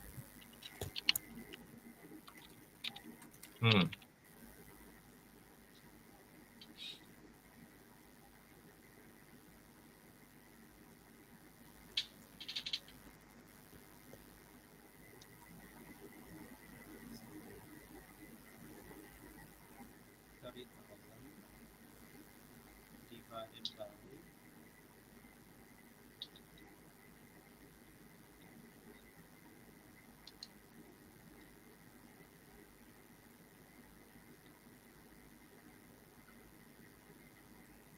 1,441,000,000. Yeah. It will be 2.12. Okay.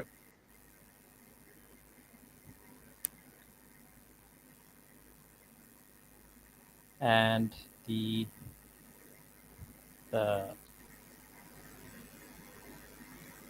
Pakistani one would be 2.5.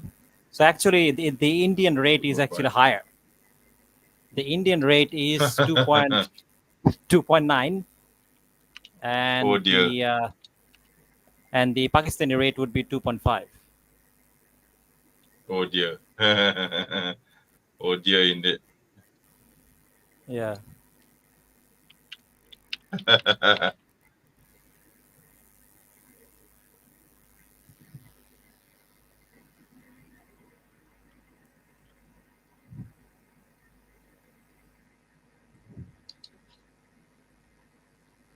But either way, there's not that much difference in terms of the rate of this happening, because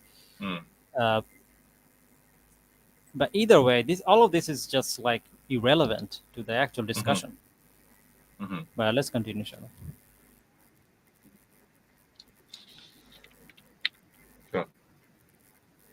She Can you share? Oh.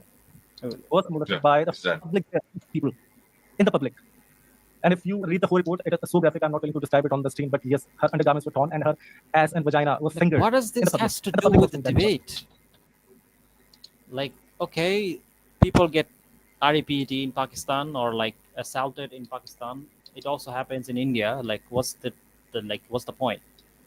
So I think his argument is, oh, because like bad things happens in Pakistan, therefore, like Pakistan is unsafe for women. Like, is that his argument? But what does that have to do with Islam? Mm-hmm. Exactly. Like if I said Yeah. that, my neighbor is a bank robber, like, would that make the political ideology of the country invalid? Or like, I don't know, like like this is nothing to do with the topic at hand. Exactly. I don't know why he's talking about Pakistan. Nothing to do with Islam at all. There is no- Who cares? Let's go there. To Makkah. It's not just in Pakistan. It's in the most holy place. I'm quoting an interview of a Muslim girl in Mecca. Actually, speaking of which, there's let's read some cases that happen in India, because there's this one case of a RPD, and it was a very infamous case. It was basically known as the Nirvaya case. Okay. Can you share the screen? Sure. Bring it up. About it.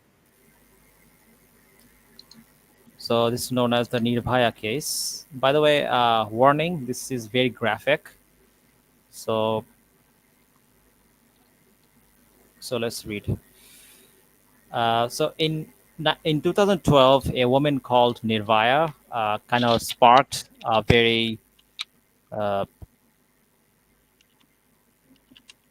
very massive protest because of her RAP case. So this is what happened in December 16. The woman of her friend Pandey were returning home after watching the movie Life of Pi. On the night of the December 16, 2012, they boarded an off-duty charter bus at Morika bus stand, in which there were 6 other men, including the bus driver. The bus started moving in an off-road direction. The man shut off the doors of the vehicle, suspecting something wrong. When Pandey raised an objection, he was shouted down and scuffle broke out as the men who were drunks started molesting her. Her friend was knocked down with a rod, and the man dragged her to the back of the bus. And you get the gist. And repeatedly gang RAPD for over an hour. As she fought back, one of the juvenile attackers inserted an iron rod into her private parts, pulling and ripping her intestines apart. The bus driver drove all over Delhi while this was happening. After the attack, both of them were thrown out of the bus to die at the side of the road. The two were found half dead by the passerby, who informed the Delhi police. She was taken to the Safardang hospital, where doctors found she had only 5% of her intestine left inside her body. Oh shit! This is horrible, man. It's horrible, man. It's really horrible. Yeah, it's absolutely disgusting, and this is something that that basically made the headlines, and a lot of there's a lot of protest that took place. See, when it comes to Hindu Bhakts and this kind of like Hindu extremist, what they'll do is that they'll try to highlight and make themselves look like the victim, and make Pakistan look like the worst country in the world, or Muslim countries the worst countries in the Why world. Pakistan, right? There's so many Muslim countries that there's like hundreds. That's what they there's argue. That's what they try to argue. So yeah, but why Pakistan specifically? Yeah, exactly. That's the They point. try to argue that Actually, I kind of find it strange that they don't mention Bangladesh, right? Because Bangladesh is just next door as well. yeah, I mean, like, I mean, if you look at the simple rate of RPD, I think Bangladesh has like 500 per year. By the way, it's bad regardless of where it happens. Yeah, But I the know. point is Yeah, that of course. in Bangladesh, the rate is, I think, 500. But In still Pakistan, I very think low. it's 6,000. And It's- in India, it's 31,000. So if you look at sheer numbers, the highest number of RPD is happening in India, right? Yes. Like it Yes. doesn't matter like the rates of how it's happening. It doesn't matter. What matters is that Yeah. we're seeing in terms of crime, more crimes are happening in India. Oh, that's So the if you're a brother. cop, Walaikum salam. Walaikum salam, bro. So if you're a cop, your job should be to focus on India because that's the place where the most amount of crimes are happening, right? I agree. Because the Yeah, race of course. doesn't really give you anything in this instance. It doesn't matter whether the rate is higher or lower. The Exactly. crime is what matters. True. So, but regardless, let's continue. And then Yeah. he's going to talk about Mecca, like some The third- salt case in Mecca. Now, Yeah, some imagine if silly I case. argued that because this kind of like 30,000 REPD cases happened in India, therefore all of Indians are REP, rapists. And this kind of- Would he accept that argument? Of course not. He will No, call of me course not. Hindu-phobic. He will say like I'm against Hinduism, and the funny thing is that he's not really understanding the point that Daniel is making.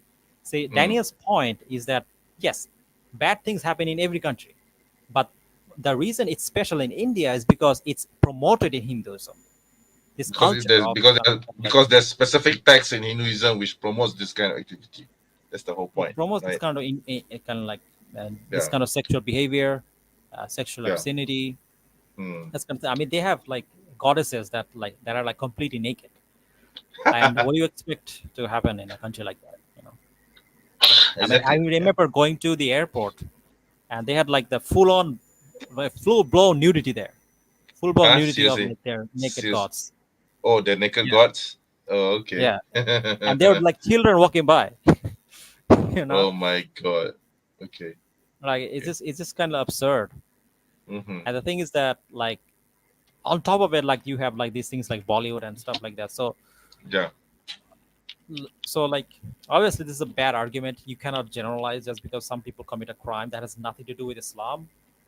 So basically he's committing so many fallacies. Let me just list some of them. First, he's committing the correlation miscausation fallacy. Just because there's a correlation between Muslims and Pakistan doesn't mean Islam is the thing that's causing this kind of like crimes. Yeah, that's right. So it doesn't logically follow. So first, he's committing correlation miscausation fallacy. He's committing the non sequitur fallacy. It doesn't logically follow that like just because Muslims commit a crime, therefore it's because of Islam. Like you need to prove that Islam is the reason they're doing this, for using our scripture, but he doesn't do that. He just shows, oh look, Yeah. brother, look at this, Muslims doing bad things, sir. Therefore, like Muslim bad, sir. Muslim bad. Yeah, Muslim bad, sir. Muslim bad, sir. Sir. Pakistan bad, sir. Look at all these Pakistanis TikTokers, sir. Like, it's not relevant to the debate. And the funny thing is that Exactly. Daniel is gonna mock him so hard. It's just gonna be hilarious. Just, Time I was inside the street looking at Okay. Hajj-related merchandise, I felt a sharp jab from behind. An old man had put his hand between my buttocks with such a force, his fingers were almost inside me. It happened really fast, and I cried out in shock. yeah, it's bad. Like, oh, what's your point? He looked at me No, and that's smiled it. and said, Alhamdulillah. Again, I'll be providing you the link of the CNN of the interview while visiting their most holiest site, See Makkah. that part. Her testimony is available online. Her video is, in fact, available online. So, why India, with a population of 1.41 billion, is having the lowest per capita rate in the world? One of the lowest per capita rates. It's not having the lowest per capita rate. It's having the highest. I mean, like, it has like 30,000 REPD cases, where in Pakistan you only have 6,000 REPD cases. And he doesn't look at the actual number, he looks at the rates. Because But the Musab comments, he said Hindus think that Pakistan equals to Islam. Yeah, I think that's true. Yeah, I think it's true. yeah, Yeah, I exactly. think that's what they think. Yeah. Another one. Yeah. Sir, Pakistan Islam power, sir. Sir, look at Pakistan, sir. Actually, you know what? I have a very funny video that I want to show you. It's actually Okay. from my own video that I made regarding Hindu scripture. There's this story of Shiva, looking at this other man, actually not even a woman, and he Okay. got so aroused that he chases her. Like, let me just play that. Okay. I think it's here, right here. Go ahead. It's on my playlist. It's on my very first video. I think that video has like 50,000 subscriber now. Oh, So, that's consider very views. good. Very amazing, sir. You're doing very well, sir. Let me find it. Here we go. So it's my scientific error video. I did an Okay. animation. Right. Here we go. Can you find it? One. Okay. Let me share the. Okay. Can you share?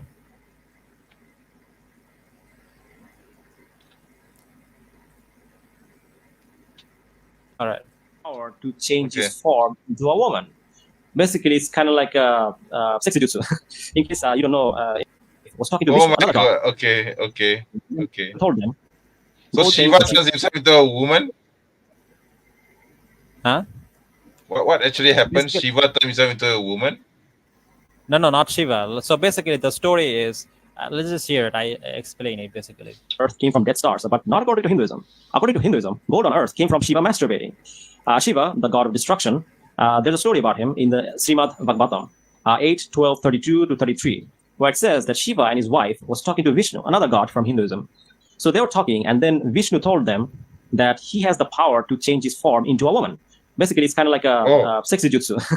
In case you don't know, So no it's jutsu. a jutsu that this anime character Naruto uses. Naruto. Yeah, before people Naruto. that- I know. So he that has the power to jutsu. change his form into a woman, to transform into a woman. Then all the other gods were excited and said, "Please show us this power of yours." So Vishnu disappeared. Then far away in the jungle, Shiva saw a beautiful woman. And by the way, fun fact, the woman's description in Srimad Bhagavatam is quite interesting. She was apparently playing with a ball. Here's an example of her description in the book. In SB 8, 12, 19, it says, because the ball was falling down and bouncing up, as she played with it, her breasts trembled. Her breasts trembled. And because of the weight, It's like straight up porn, bro. Oh my god. Yeah, this actually reminds me of of those of Ezekiel 23. Yeah. Pretty much similar. Yeah. breast and her heavy flower garland, her waist appeared to be all but breaking at every step. I mean, is her waist made of glass? I mean, I don't know, but anyway, as her 2 feet, which were reddish like coral, moved here and there. Now ask yourself, does this sound like a holy book or pornography? I'll let you decide, but let's continue. So while they were looking at her, a wind came, how convenient, and blew away her dress. She was now fully naked. Seeing her naked, Shiva became extremely horny. He was so horny that he completely forgot that his wife was sitting beside him. He started chasing. Oh my god. Okay. Oh, what the fuck did I just hear, man? Oh my god. Okay. This is definitely similar to it's almost similar to Ezekiel 23, by the way. Yeah. Book of Ezekiel, actually. Yeah. My god. Okay. Let's after her. He finally caught her and grabbed her by the hair. She tried to resist him, but he grabbed her by force. Now, I'm not joking, but this so-called Hindu god tried to rape her. She tried really hard and finally got away. Then he started chasing after her. Shiva was so horny that his sperm started leaking on the ground, and the places where his sperm fell are places where you can find gold and silver mines. Then Oh my god, okay. Wow, what a horny god you have there. Oh my god. Okay. By the way, if you want the reference, I have the full reference in the pinned comment. It's in Srimad Bhagavatam, and I'll also give the reference to Brother Emianje. You guys can read it. Yeah. Can I'm we not spare kidding. the This is exactly okay. as the story is. can we spare the details and go back to Daniel's video because this is making me sick. Too much porn, bro. TMI, bro. TMI. Too much info, bro. Oh my god. Okay. let's go Now, back to the reason I bring it up is because he's saying that Ramayana teaches us to respect women. Really? Just like how Shiva was respecting this kind of like transgender Vishnu, like trying to raping her. Vishnu became a woman and everyone was chasing after him. Her. That's the point of the story. Oh my god. Yeah, I mean, like, it's not even that it was a woman. It was like a man. Just like he transformed himself into a woman, right? Yeah. Oh my god. Full on LGBT. Okay. Hinduism is broke. Woke, man. It's super woke. Okay. So that means Hindus actually support transgenderism, actually, right? Because they can. Actually, they have a transgender god. They do? They do? It's like a Hindu prince who cut off his own What? peanuts. Oh, what's the name of this god? I don't know the exact name, but they have like they do have like a transgender god, Okay, and never it's mind. just like it's wild, bro. It's wild. See, this is the Oh reason my god. I started making videos on Hinduism. It's just hilarious. Okay. Like if you don't care about This is anything pure about comedy Hinduism, go, man. at least do it for the comedy. This is pure- Do it for the comedy. this is comedy go. Yeah. Transgender Hindu god. Yeah, I'm just going. And that's why I'm just I bring going it to- up, because like he's gonna say that, oh, my scriptures teaches me to respect women. No, it doesn't. It definitely doesn't. I'm just reading one. Sorry, I'm just reading one part here. It says there's this guy called Aravan who actually married Krishna after Krishna became a woman. Oh my god! It actually says it here. It says here. Yeah. Oh my god. Okay. I am totally I mind think fucked. there's this another god. Totally His name is mind-fucked. Indra, and I believe Indra used to eat other men's semen. Like I Yo, think there's why? descriptions of it. I don't know. Yo, my god, why? For the love of God, why? I don't know, man. Okay, Like, no, it's all stories that I've read. Okay, if Okay, you got okay. the reference, just check out my Hinduism playlist. okay, no, I think I can't And stomach also any more check out Hindu, the website any Hindu Vetkabet. stories anymore. By the way, actually, Yeah, check out the yeah. website Vetkabet. It's a Okay. very good website. They expose Hinduism. It's run by brother Sulaiman Rizvi. He's been doing it for years. Okay. He's excellent. Some excellent articles, very well researched. Definitely check it out. On let's Hinduism? Yeah. It's Okay, like maybe ancient next. Christianity, but for Hinduism. Okay, maybe you can send that to me after this live stream, right? Yeah. Yeah, sure. All Yeah, right, let's continue, please. Yeah, let's continue here. Right. Pakistan, on the other hand, with a similar population, is having the highest per capita rate in the world, because we in India study Ramayana, where a whole clan was demolished just because Ravana tried to get his hands on Sita, a lady which did not belong to him. By the way, regarding Ramayana, so I don't know if you guys know the story of the Ramayana. So in Ramayana, there's this guy who comes and kidnaps this guy's wife, Yeah. Sita, I believe, and her husband. Yeah, we know the story. Ram. That's why Deepavali happened. Yeah. Yeah. So her We know the husband story, Ram yeah. tries to rescue her Go by across to killing Sri Lanka everyone to in that kill land. the demon.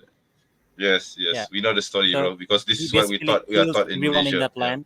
Yeah, everyone Yeah. in that land. Yeah. And Yeah.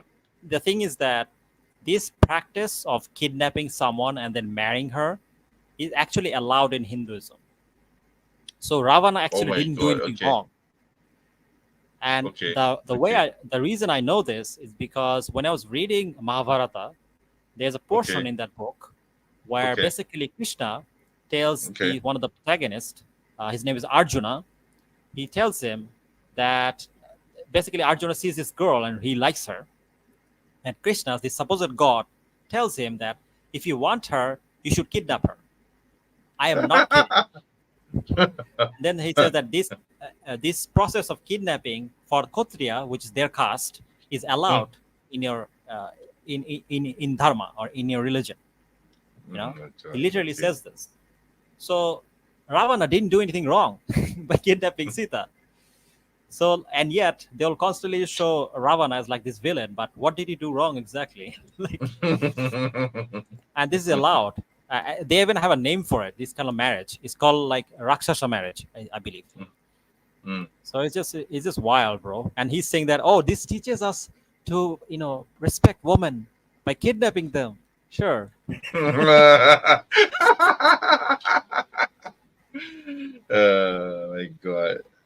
All this while we've been taught as children, even in Malaysian schools, that Deepavali is because the celebration of light, a celebration of good over evil, because Rama went and rescued his wife Sita from the demon. But usually Ravana is usually cast as a demon. Okay, so and then of course the stories that And happen. you know what's interesting is that they show Ravana and like these people or these people in his island as like these black figured demonic people.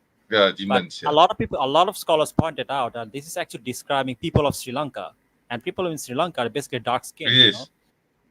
Yeah, Okay. and basically it's a very racist depiction of like this kind of like Brahman, light skinned Brahmans, kind of like looking down on this like kind of like low caste, kind of like like Hindus. Yeah. And yeah. this is, I think this is another, I think it is mentioned that the island that Ravana went to was Sri Lanka anyway. Yeah. yeah. There are some opinions regarding this, Okay. and so yeah. So no, Ramayana is not teaching you to respect women. But let's continue. okay. Because we grew up reading all this. Mahabharata, whole Mahabharata. clan was destroyed, killed. Great warriors such as Bhishma, Karna were killed because they were lustful towards a woman. This is another lie. Like, if you, by the way, you can read the whole of Mahabharata in YouTube. And there's audiobook. There's a really excellent audiobook. If you search it, you can find it. So basically, I was reading, I was listening to the Listening to- audiobook for Yeah. for Okay. researching purpose, and there's this story, and Education this story is purposes, huh? mentioned there. Yeah, and this story is mentioned there. And what's funny is that he's just lying. That's not what happened. So in Mahabharata, it's a conflict between two families. Actually, Mahabharata is an interesting story because if you just read it as a story, it's actually kind of entertaining. So it's like, kind of like Game of Thrones in a way, where you have these two families that are fighting, and Okay. you have these kind of like on one side you have Pandavas, who are basically kind of like demigods, and on the other side you have Kauravas, who are basically humans. As Okay. these Pandavas constantly bullies the Kauravas, the humans, they are constantly insulting them, and they can basically do anything, and the Kauravas cannot do anything. And what's funny is that the Pandavas are actually not the son of the actual king. They're actually bastards of the supposed god, right? So Okay. this is another thing that is revealed in the book, which is that supposedly in ancient times, if Hindu women wanted, if they couldn't have a children, they could ask a god to impregnate her. My God. Oh my God. It's so sickening, man. Yeah, and Oh that's my God. that's It's how like- these it's a five porn brothers story. seem to be. These are basically bastards, you know. By the way, if any Hindus watching, I do apologize if you're upset by listening to all this. No need to apologize not to like them. putting any moral judgment. I'm just relaying the story as it is, because every Okay. Hindu knows the story. You can ask them. Yeah. And the thing is Okay. that they didn't have any claim to the throne. So basically, at one point in the story, the Kauravas, basically beats them in a betting match, and then wins Okay. the whole kingdom. And then Okay. tells this queen to listen to her, and she refuses to listen, and they kind of like insult her. And then that's the incident that he's describing, and he's saying that, oh, they were lustful. No, they were not lustful. She was their slave, basically, and she was not listening, and that's why they were telling her to. They were kind of like insulting her. And these brothers Can you imagine? and are supposed to be the heroes of the story, who basically goes around killing and pillaging everything, and they don't have any claim to the throne, and yet they're the heroes. And they basically later on they kill all their brothers, all the human brothers. Mm. You know, these are supposed to be the good guys. You know, it's kind of like the boys, Can imagine. honestly. I can imagine. Yeah. Yeah, it's kind of like the boys, the guys that are actually the victim, the rightful owners. They're the villains, but the guys that have no claim to the throne, who are just killing and butchering everybody, they're the heroes. Honestly, it's kind of messed up. But And- by the way, brother, how long are we going to do this? Because it's almost midnight my time now. Yeah, it's very Oh, late as it is. Yeah. sorry about that. Actually, you know what? Let's just finish his portion and then we can end it. All right. Okay. All right, let's continue. That is what we grew up reading. That is why, despite having a population of 1.41 billion, we are having the lowest per capita rate in the By the world. way, I'm sorry, guys, because both of us had a lot of technical issues. I kind of came late. So I Yeah. actually wanted to do the whole Apologize for that thing, as well. but, Yeah. you know, Yeah. it's getting late, Yeah. so we're gonna finish it Yeah. now. It is. Yeah. This is because when that Spanish girl was raped, Yeah. the incident that started this debate, we got out on the street, Hindus got out on the streets demanding death punishment for people involved. We were on the streets demanding punishment for that girl. We were ashamed. We were out on the streets crying. for the justice. So regarding this protest, he's saying that we felt bad about this Spanish girl, right? Then why don't you feel bad about Tulsi? So Why don't you feel bad about yeah, Tulsi? exactly. Why don't you put Vishnu in jail? Or like, why don't you put Shiva in jail? By the way, there's even a story of like Brahma, raping his own daughter. Like, put him My in jail, bro. Like this rapists actually didn't do anything that their gods didn't do. And even in Mahabharata, it is mentioned. What's really disturbs me is that these Hindus, they learn this kind of like absurd morality from this absurd religion, and then they make a whole philosophy out of it, and then they relate with like the Nazis, and now they made a whole ideology that is just like basically torturing Muslims in India and worldwide. It's crazy. So like, Yeah. and this is the reason like we need to speak out against, if not Hinduism, at least Hindutva, because Yes, we need that's to right. expose why this is dangerous. Yeah. And Yeah. why you should not take your morality from Hinduism, and why you should reject Hinduism actually. So that women, because our scriptures, our religion teaches us to stand with the victim. Let me tell you another story. There was this incident in India where a Muslim mob gathered in the name of jihad and burned a train. By the way, this whole portion, he just lies. There's no evidence that Muslims burned the train in Godhra. So in case you guys don't know, what he's describing is basically the precursor to what happened during the 2002 Gujarat riots. There's an excellent documentary on YouTube. You can search it. It's called 2002 Gujarat riots, where basically Hindu mobs massacred nearly 2,000 Muslims. And they did that because they believed that these Muslims basically burned the train and killed like nearly 700 people. Okay, brother Amianji, I think is going to the toilet. But let me continue, inshallah. So basically, they believe that it was the Muslims that put fire in the train. But this is absolutely false. There's no evidence that it was the Muslims that did this. But even if they did, it wouldn't justify killing innocent Muslims. So this whole thing, and he's saying that it was the Muslims, the jihadis. There's no evidence of this. He's just lying. In Godhra, that killed almost 60 people. 22 of them were babies. When Hindus retaliated, a few of them. 22. Oh, he cares about babies now. And these people support Israel, by the way, which has killed nearly 15,000 children. And in their religion, their god, I think Shiva, chops the head of his own son. Just chops it off. And then later on, he puts the elephant head, and that becomes like Ganesha.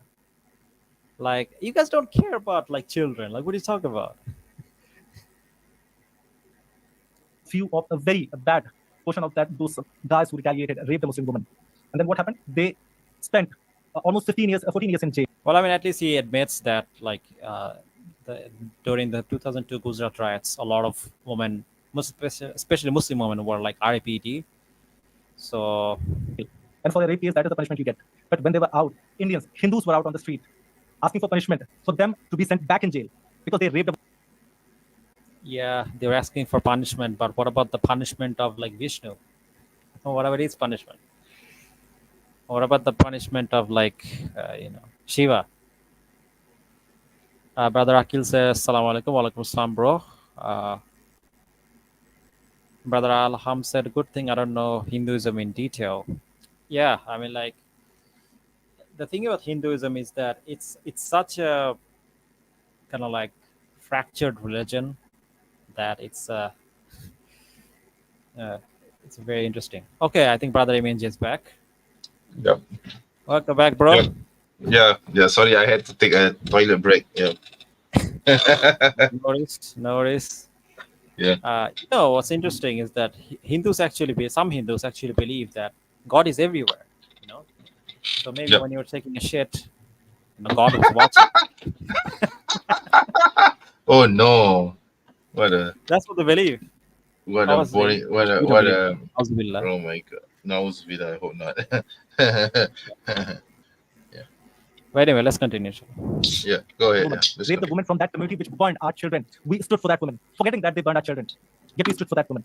And as a result, they were sent back to prison, despite spending 14 years of their life in prison. Because they did This rape. is And I also still false, by the way. Most of the criminals that kind of like that was killing and butchering people during the 2002 Gujarat riots, most of them are free. As a matter of fact, one of the most notorious criminal is the president of India. It's Narendra Modi himself. He was the chief minister, I believe, of Gujarat at that time.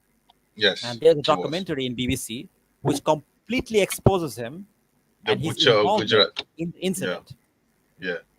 You know, Yeah, I I know think this. the I know documentary this. is called. I should have downloaded the documentary. If you want, I can actually give it to you, because you cannot find it anywhere on YouTube or anywhere. But Oh, I okay. have the documentary. If you guys want, I'll put it on a Google Doc. You can see it for yourself. Modi was directly responsible for this happening.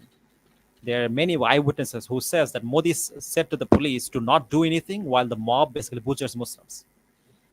This guy is now the president. You know.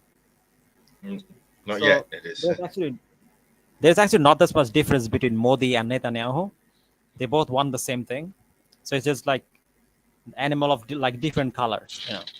Yeah. But let's continue. Yeah, stand by Hinduism crowd isn't that different from protesting Zionism, by for the them to way. be sent in jail. But you don't see that with Muslims. Remember this girl? During Hamas attack, she was a tourist. She was raped. Her clothes was This is stripped. fake and news, she- by the way. None of the RAPD stories are true. New York Times basically debunked the whole thing. But her leg was basically broken so that she could fit. And where 27 men raped 15 girls. Those are the basically proven cases. and then 15 he girls. takes like random like numbers from UK. Like what is this has to do with the debate? This has nothing to do with the debate. And this is like this his whole argument. Like, oh, you know, no, Muslims, sir, Muslim do bad things, sir. Sir, Muslim do bad things. Doesn't sir. make any sense. Yeah, definitely. Debate not. one, Yeah. sir. Debate one, sir. Debate, sir. Yes, sir. Yeah, You know. sir. And he brings another argument. I feel like I should address it since we're not going to go through the whole thing, which is that he brings this argument that the prophet's wives were poor because the prophet married so much or whatever, right? Like, first of all, this is false. Like the reason the prophet was poor is because he was very charitable. He gave everything away. Like he didn't keep anything to himself, and also he had to be in charge of his family in a very critical time, where basically the Muslims were cut off from the whole world. Yeah. And that's the reason he's poor. Also, even if that's true, like what does that has to do with the topic at hand? So is the argument is, sir, Muslims were poor, sir. Therefore, Islam is bad for women, sir. Really? How much poor people are there in India? Like, how many poor Hindus are there? Exactly. Like what argument? It's so stupid. Girls, right? So they're raping. Basically, they love to rape wherever they go. Newcastle, 17 men raped 278 girls. Our UK friends can tell us more about the incident, but yes, they in a country rape the infidels. Yeah, this is guilt by association. I mean, like he's saying that, look at this Muslim. You know, it's basically the right wing kind of like fascist argument. They'll like show like some Muslim, some corner of the world doing some bad thing, and they'll say, look, these Muslims are doing this bad thing, therefore all Muslims are like this. It's basically history generalization. But the thing is that even if that's the case, what does that have to do with Islam? The topic is about Islam. Is Islam bad for women? Yeah. And the answer is no. Islam doesn't say that you should kind of like kill your daughters, unlike Hinduism. It doesn't say you should burn your wife. By the way, widow burning is a thing in Hinduism. Sati Prata. It is. You can burn, like the widows can choose to burn themselves. Now, obviously, when the husband dies, the wife is in a very vulnerable emotional state. Now, if you say that, if you kill yourself, you're going to go to heaven, obviously that's going to affect her. You know? And so, definitely, that's a bad thing. This is why Islam doesn't encourage suicide.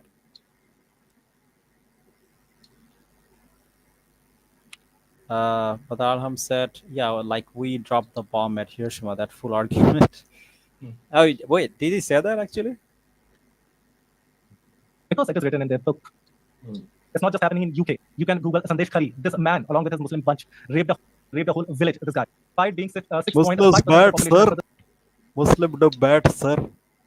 Therefore, Muslim Islam do bad bad, things, sir. Therefore, Islam bad, sir. Pakistan, look at Pakistan, sir.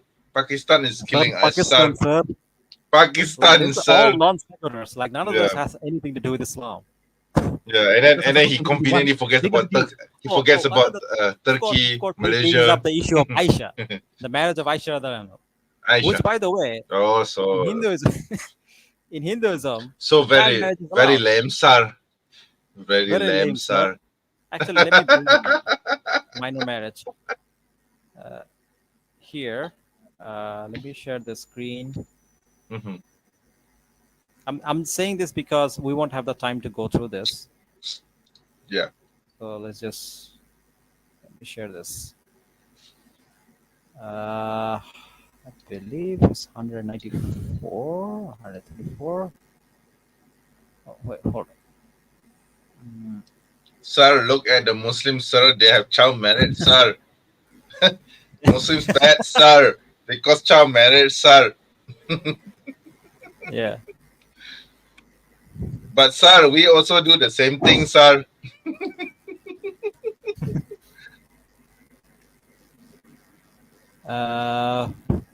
Let me find the thing. Hold up.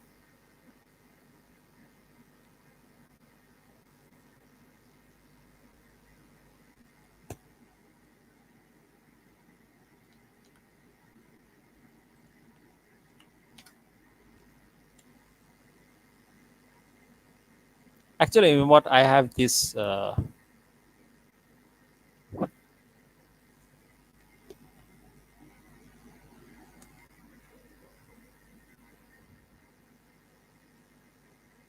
Okay, here we go. Let me share the screen. I have a lot of references, but let's just show this one. This is from Mahabharata, or yeah. Can you see it? Make it bigger. Can you read it?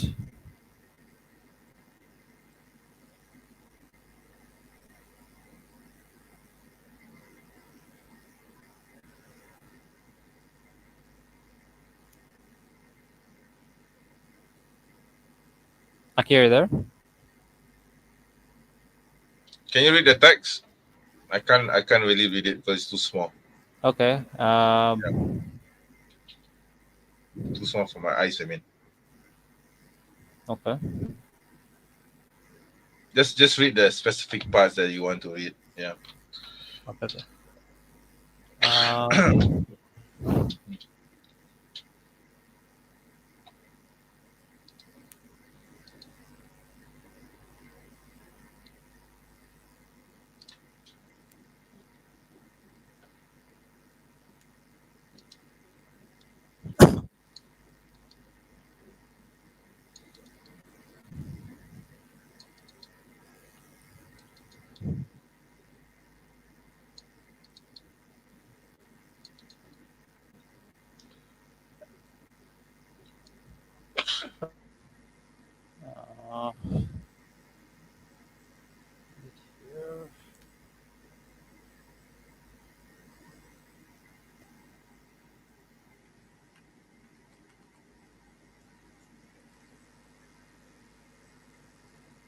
Actually, you know what? Let me show the actual video.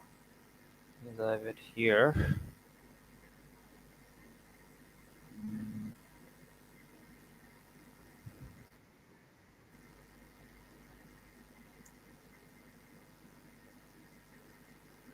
So I made a video on Hinduism,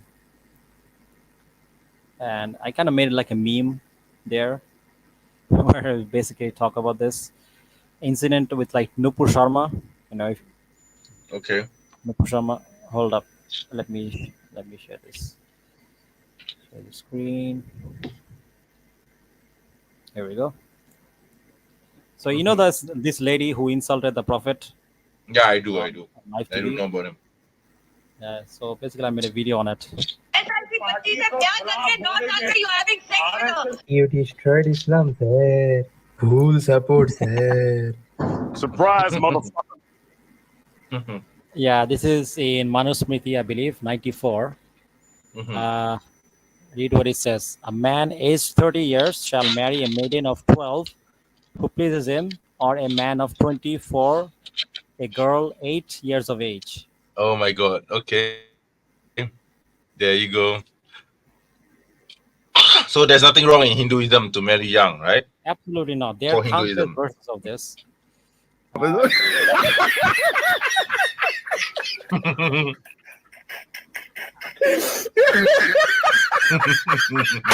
No, help her!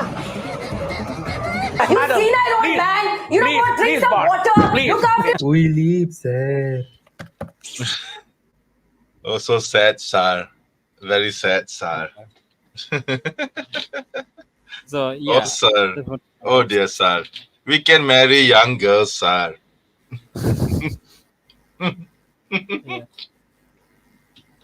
yeah. Let's continue, inshallah. Yeah. 3 times crimes according to the population. They're 6% of the population, and they're committing 18% of the crime in UK. And let us compare it with the Hindus. The Hindus form the 1.7%, almost 2% of the population of the UK. And Again, what does this have to do with Islam? What does this has anything to do with Islam? Why? If the scriptures dictate how you behave, that is clearly showing your scriptures are worse than any Hindu. In fact, even than Sikh brothers and Jain brothers and Yahudi brothers, basically. If it's the scripture that is motivating you to do what you do. And they love to rape. Despite being 6% of the population. It is the data for 2014. They were even less back then. But it is the data from the Ministry of Justice, UK. How do they know they love to rape? So he knows everybody in UK. So he thinks that he knows. Maybe he only Muslims knows. that well. Maybe he needs better friends. Maybe his friends are all like this. My God, this guy is totally ignorant, man. What can I say? Yeah. Even in 2014, they did 12% of the rape-related crimes in UK. We see the population was pretty less back then, and even if compared to the population now, they did 12% of the rapes in UK. This is not just the case in UK. In Germany, they form the 3.7% of the population, yet their representation in prisons is 20%. Why In Germany? France, most interesting, 7.5% of the population. Why and France? 60% of the convicted in France are Muslims. By the way, I actually found another reference. This is also mentioned in Manusmriti, I believe. It basically says in Manusmriti, in Mahabharata, page 18. Basically, after the appearance of puberty, the girl, if not married, should wait for 3 years. On the 4th year, she should look for a husband herself. Okay. The offspring of such girl do not lose respectability, nor does union with such girl becomes disgraceful. It's a girl after she reaches puberty. Interesting. Yeah. Yeah. Yeah. And there are countless kind of like references for this. Now, regarding what you're saying regarding UK, you're saying that, look at this, sir. All the Muslims in jail in UK, sir. Ignoring the fact that UK Muslims are the most charitable religious community in UK. As a matter of fact, out of all the religious groups, they are the most charitable. Let me share the screen. Here we go. A major, can you share it? Yeah, it's loading. Yeah, a major new report on charitable giving across the UK has found that British Muslims are giving the charity at a rate at least 4 times higher than the British average. It found that UK Muslims gave 4 more than the national British average across the past 12 months. So basically, when Muslims do something good, so basically here he's committing the cherry-picking fallacy. When Muslims do something good, he ignores it because it's not convenient for him. But when they do something bad, all of a sudden he cares about it, and he ignores all other religious community that also commits bad things. Exactly. So it's selective outrage, and the argument doesn't follow because he's not representing what is actually happening, and as a result, he's going to a conclusion that doesn't logically follow. He's cherry picking. Exactly. Oh wait, there's a comment. Yasmin Fatima, I think it's an ex-Muslim or something. Says They're that very why no Hindu. Who Muslim knows? got Nobel Prize in science Sure, field, sir? Let's put it up. Why no Muslims got Nobel Prize in scientific field? Why You know who would? has the Nobel Why? Prize? Barack Obama. Yeah. Do you know how many people Barack Obama killed? Yeah, who cares about what the Nobel Prize says? Because Nobel Prize is not a standard for scientific knowledge and advancement. Okay, it is just a Yeah. Western Also, fantasy, regarding Nobel right? Prize, the scientific method was invented by a Muslim. His name is Ibn Hazm. He is Yeah. basically the first one to use the Well, particular look at method. it. Look at it. Look at what this Hindu is saying. Why Why Muslims Muslims are are scared scaring about science so and scaring technology, science sir? and why are you Muslims so scared, sir? Oh, Sir. Muslims. Oh my God. Oh, sir. Oh my God. I actually have a video on this. I have a video on my channel which talks about Muslim contributions to Yeah, science there and are whole technology. books So you might as written well on it. watch it. Like, we don't have time for this. Yeah. Yeah. Or get Yeah, we don't have time for this. So sorry. Yeah, if you want to get yourself educated, please look into my video which talks about this topic. All right. Yeah. Yeah. All right, let's continue. Okay, let's continue. Yeah. So if Yeah. scriptures dictate that Sorry, we brother. behave, You need to be a bit wrong with quick the because scriptures. it's What are we talking about? getting very late for Yeah. me now. Why? Sorry. Because I'm so sorry. Is my screen still visible? Yes. Okay, thanks. Yes. Let me just close it. We see the word why. That's all we see. Okay, that's amazing. So, screen sharing is stopped. I'm new to this. I haven't used this platform since long, so I'm so sorry for the inconveniences basically. So why? Why? Is he Because done? the person they follow, the person they think should be followed Yeah, all I around the think world. he's Is done. he done? So the level of Oh, language okay. rape, Thank God. rape Okay, 9-year-old so was yeah. horrified. So basically, Oh his my God. conclusion is Killed a 17-year-old father, brother, It's and husband, basically and raped her yeah. when she hated him the most. There were 30 seconds left. So that is, and Okay, about the references finish. that Daniel Haqiqatjou gave. Yes, we have solid references that prohibit Aisha killing married of bad, infants, sir. unborns. I can show you that. And all the references that he gave, Mafia like marriage bad, worshipping sir. shivering a penis. Oh my God. Videshwa Saita, Like, that's his argument. chapter 5, it clearly says that it is representation of the formless God without any organs. Who are you fooling, bro? You got We it. can discuss on it Oh all. my. Yes. Hold on, what did you We'll say? take it into the rebuttals. So why? Why? Yeah, Because let's stop the person here. they follow, the person they think should be followed let's- all around the world. Yeah. So Let's lack stop of here, available man. rape, Otherwise, it's going to take our time, long rape a time. 9-year-old when she was horrified. Yeah. Killed a Okay. 17-year-old father, brother, Are we done? and his husband, and raped Yeah, her he's talking about when she hated him the most. There were 30 Oh seconds my left. God. So that is, and about the references that Daniel Haqiqatjou gave. Yes, we have solid references that prohibit Okay, killing of sir. infants, unborns. I can show you that. Okay, sir. what- Are you Yeah, that's done, false. sir? Are you done, References that he sir? gave, like worshipping shivling a penis. Oh my God. Videshwa Saita, chapter 5, it clearly says that it is representation of the formless God without any organs. Who are you fooling, bro? By the way, so basically he's trying to responding to Daniel's point about About Brahma the raping Shivalingam. his own daughter. He Oh, basically okay. brings a reference which says that, oh, at that time people couldn't procreate, supposedly. Like, but the thing is that Where did you get that from? That's the these are question. gods, right? These are gods. Yeah. They can do whatever they want. They're not human beings. That Exactly. law is for human beings. Sure, maybe human beings couldn't procreate, but we're talking about Brahma. He can do what he Yeah. wants. Yeah. You know? So it's a stupid point. And his whole point is basically that, oh, look, Muslims bad, therefore Islam bad. Like, it's a non sequitur. It's a logical fallacy. It doesn't matter. It doesn't logically follow. Basically, it's Hindus bad. Sorry, Hindus good, sir. Muslims bad, sir. Follow Hindus, sir. Yeah. Yeah, that's pretty much. That's pretty much. We'll take it into the saying, rebuttals. okay? These are 7 minutes each, folks. I want to call All right. Okay. So it's Okay, let's stop. Let's stop here, man. It's too long. Sorry It's about too this. long and windy. Yeah, it's okay.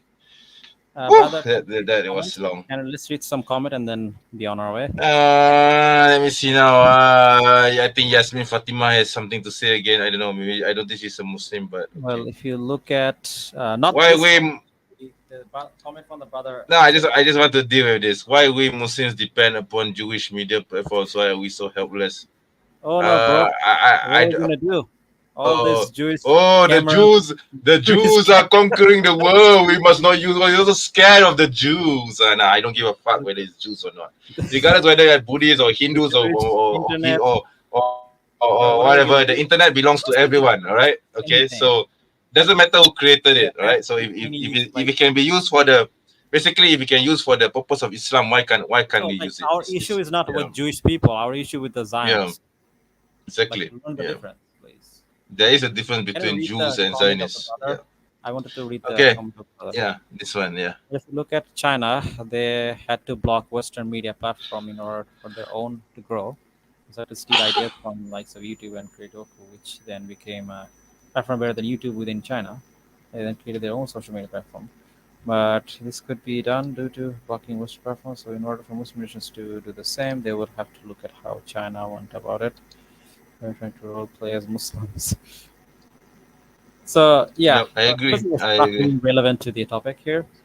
I But, agree. Yeah. But yeah, social media platform is something that we can use, just like Yeah. the Prophet used source back in the day. Yeah. It's something Yeah. we use, Yeah. It doesn't. we're Yeah. using Swords were not invented by Muslims, so why can? Yeah. So does that mean we can't use swords? So it's a ridiculous argument, isn't it? So doesn't matter. It doesn't matter who created it first. The point is that what do we use it for, right? Yeah. Okay. Yeah. Even soap was invented by Muslims, but who are using soap today? Math. Everyone is using soap. Math Yeah. was, Soap. formalized. Modern Math math was anyway. created. Yeah. Modern math was formalized by Muslims, but Right. look at who's using it today. So we're not complaining about it. We're not complaining. Hey, math can only be used by Muslims because Ibn Khawarizmi created math. So what the hell, man? We can't do that. Can't use Doesn't make any algebra sense. anymore. Copyright algebra. Yeah. We'll give Yes, copyright exactly. strike to anyone who uses algebra anymore. Yes. Yeah, exactly. Anyone who uses algebra should stop using algebra now because Ibn al-Jabbar Stop using a created calculator. algebra. Yeah. Yes, Stop using exactly. calculator and Exactly. Computer is ours now. Yeah. Yeah. The first man who created flight wasn't the Wright brothers, it was a Muslim. Okay? Yeah. So maybe we should stop flying now. We should bring down all those airplanes from the sky and only allow Muslims to use airplanes because it was a Muslim who created it first. It's like a very stupid point. Yeah, it's a very dumb point. It doesn't matter. Like I say, it doesn't matter who created it first. The point is that what do you use it for, right? That's the whole point, right? Okay. So yeah. Anyway, so let's conclude. Let's give our concluding thoughts. What are your thoughts about the debate? Of course, we didn't watch the whole thing, and I do apologize for this. I came late because I had some stuff to do, and we had some technical issues. Yeah, Again, apologize for I had that. some technical issues, so I apologize as well because I had some. I don't know, for some reason my PIT internet cell cracked on me, was on our ass. and yeah, I Modi don't know was what in his happened. room like. I not really don't know. problem, I really don't know what happened. So, anyways, yeah. So my conclusion is that Hinduism is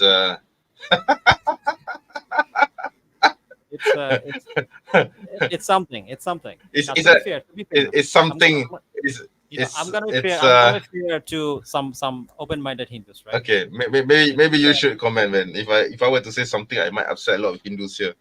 Yeah. Let me say something to the Hindus, right? The thing is about Hinduism is that there are some aspects of Hinduism that are actually interesting. Like there are some aspects of Hinduism, like for example, some parts of Veda actually do promote monotheism in a way. Now, of course, then it later contradicts itself with other things. But Hinduism does say that there is a God, right? It's not like atheism. And Hindus are very devoted to the religion. The ones that are not like following like, the extreme side of things. And so Hinduism can be interesting. And in terms of like some kind of like some of the philosophy that came out of it, some of it is actually interesting. And some of it is actually very kind of similar to what Islam teaches.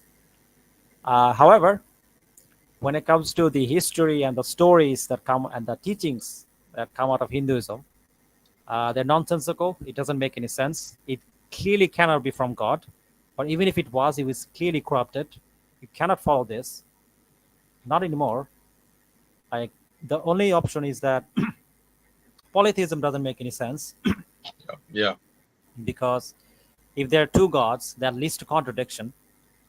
Because let's say that you have these two gods and they want to destroy, one of them wants to destroy Earth, the other one wants to preserve it. What happens? Like there'll be a war, obviously.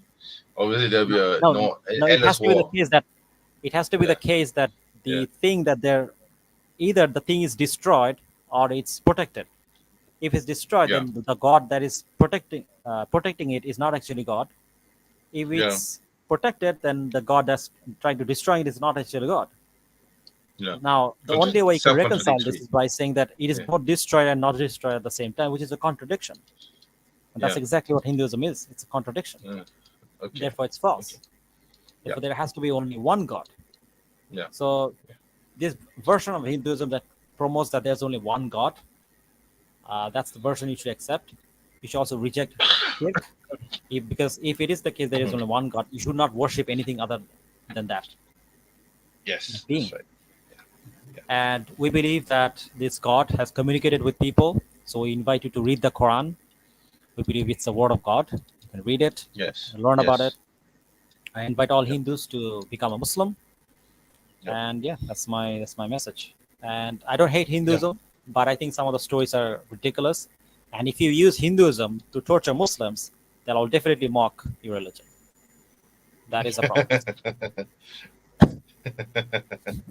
I think I pretty much on the same line as well. Yeah. So one of the reasons why I don't bother with Hinduism is because I don't know whether you know this, but in Malaysia we have a very huge temple complex called Batu Caves.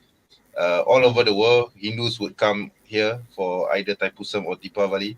So you see Hindu pilgrims from all over the world coming to this temple complex. So I have gone to this temple complex myself to witness exactly what the Hindus have done or are doing. But I'm totally not impressed with them, and I feel that basically it's an idolatrous religion.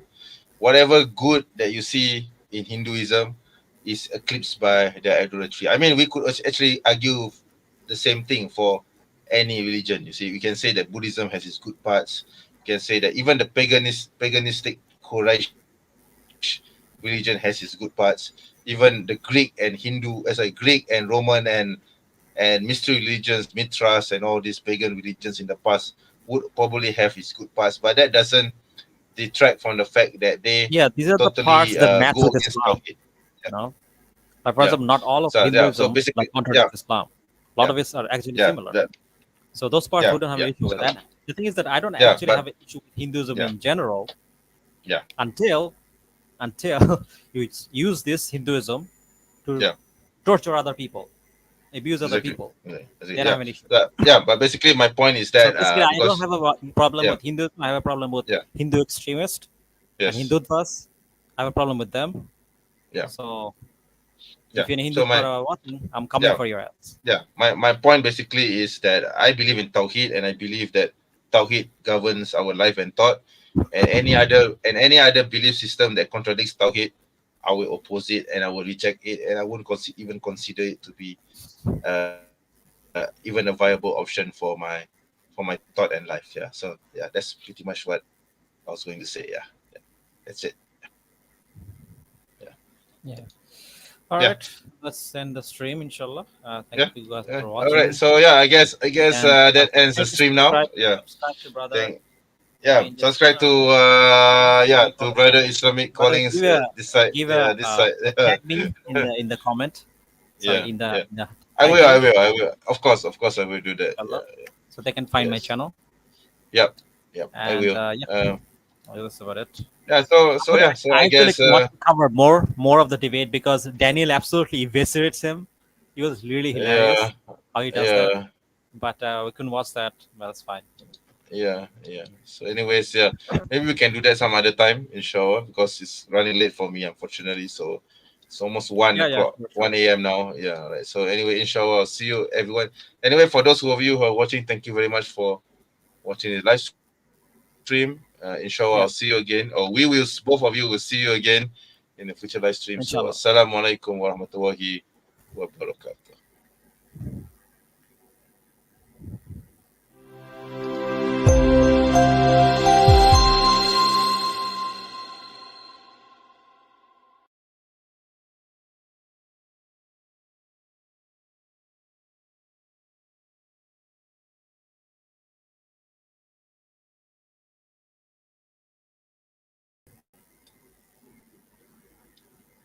Are you there, bro? Good.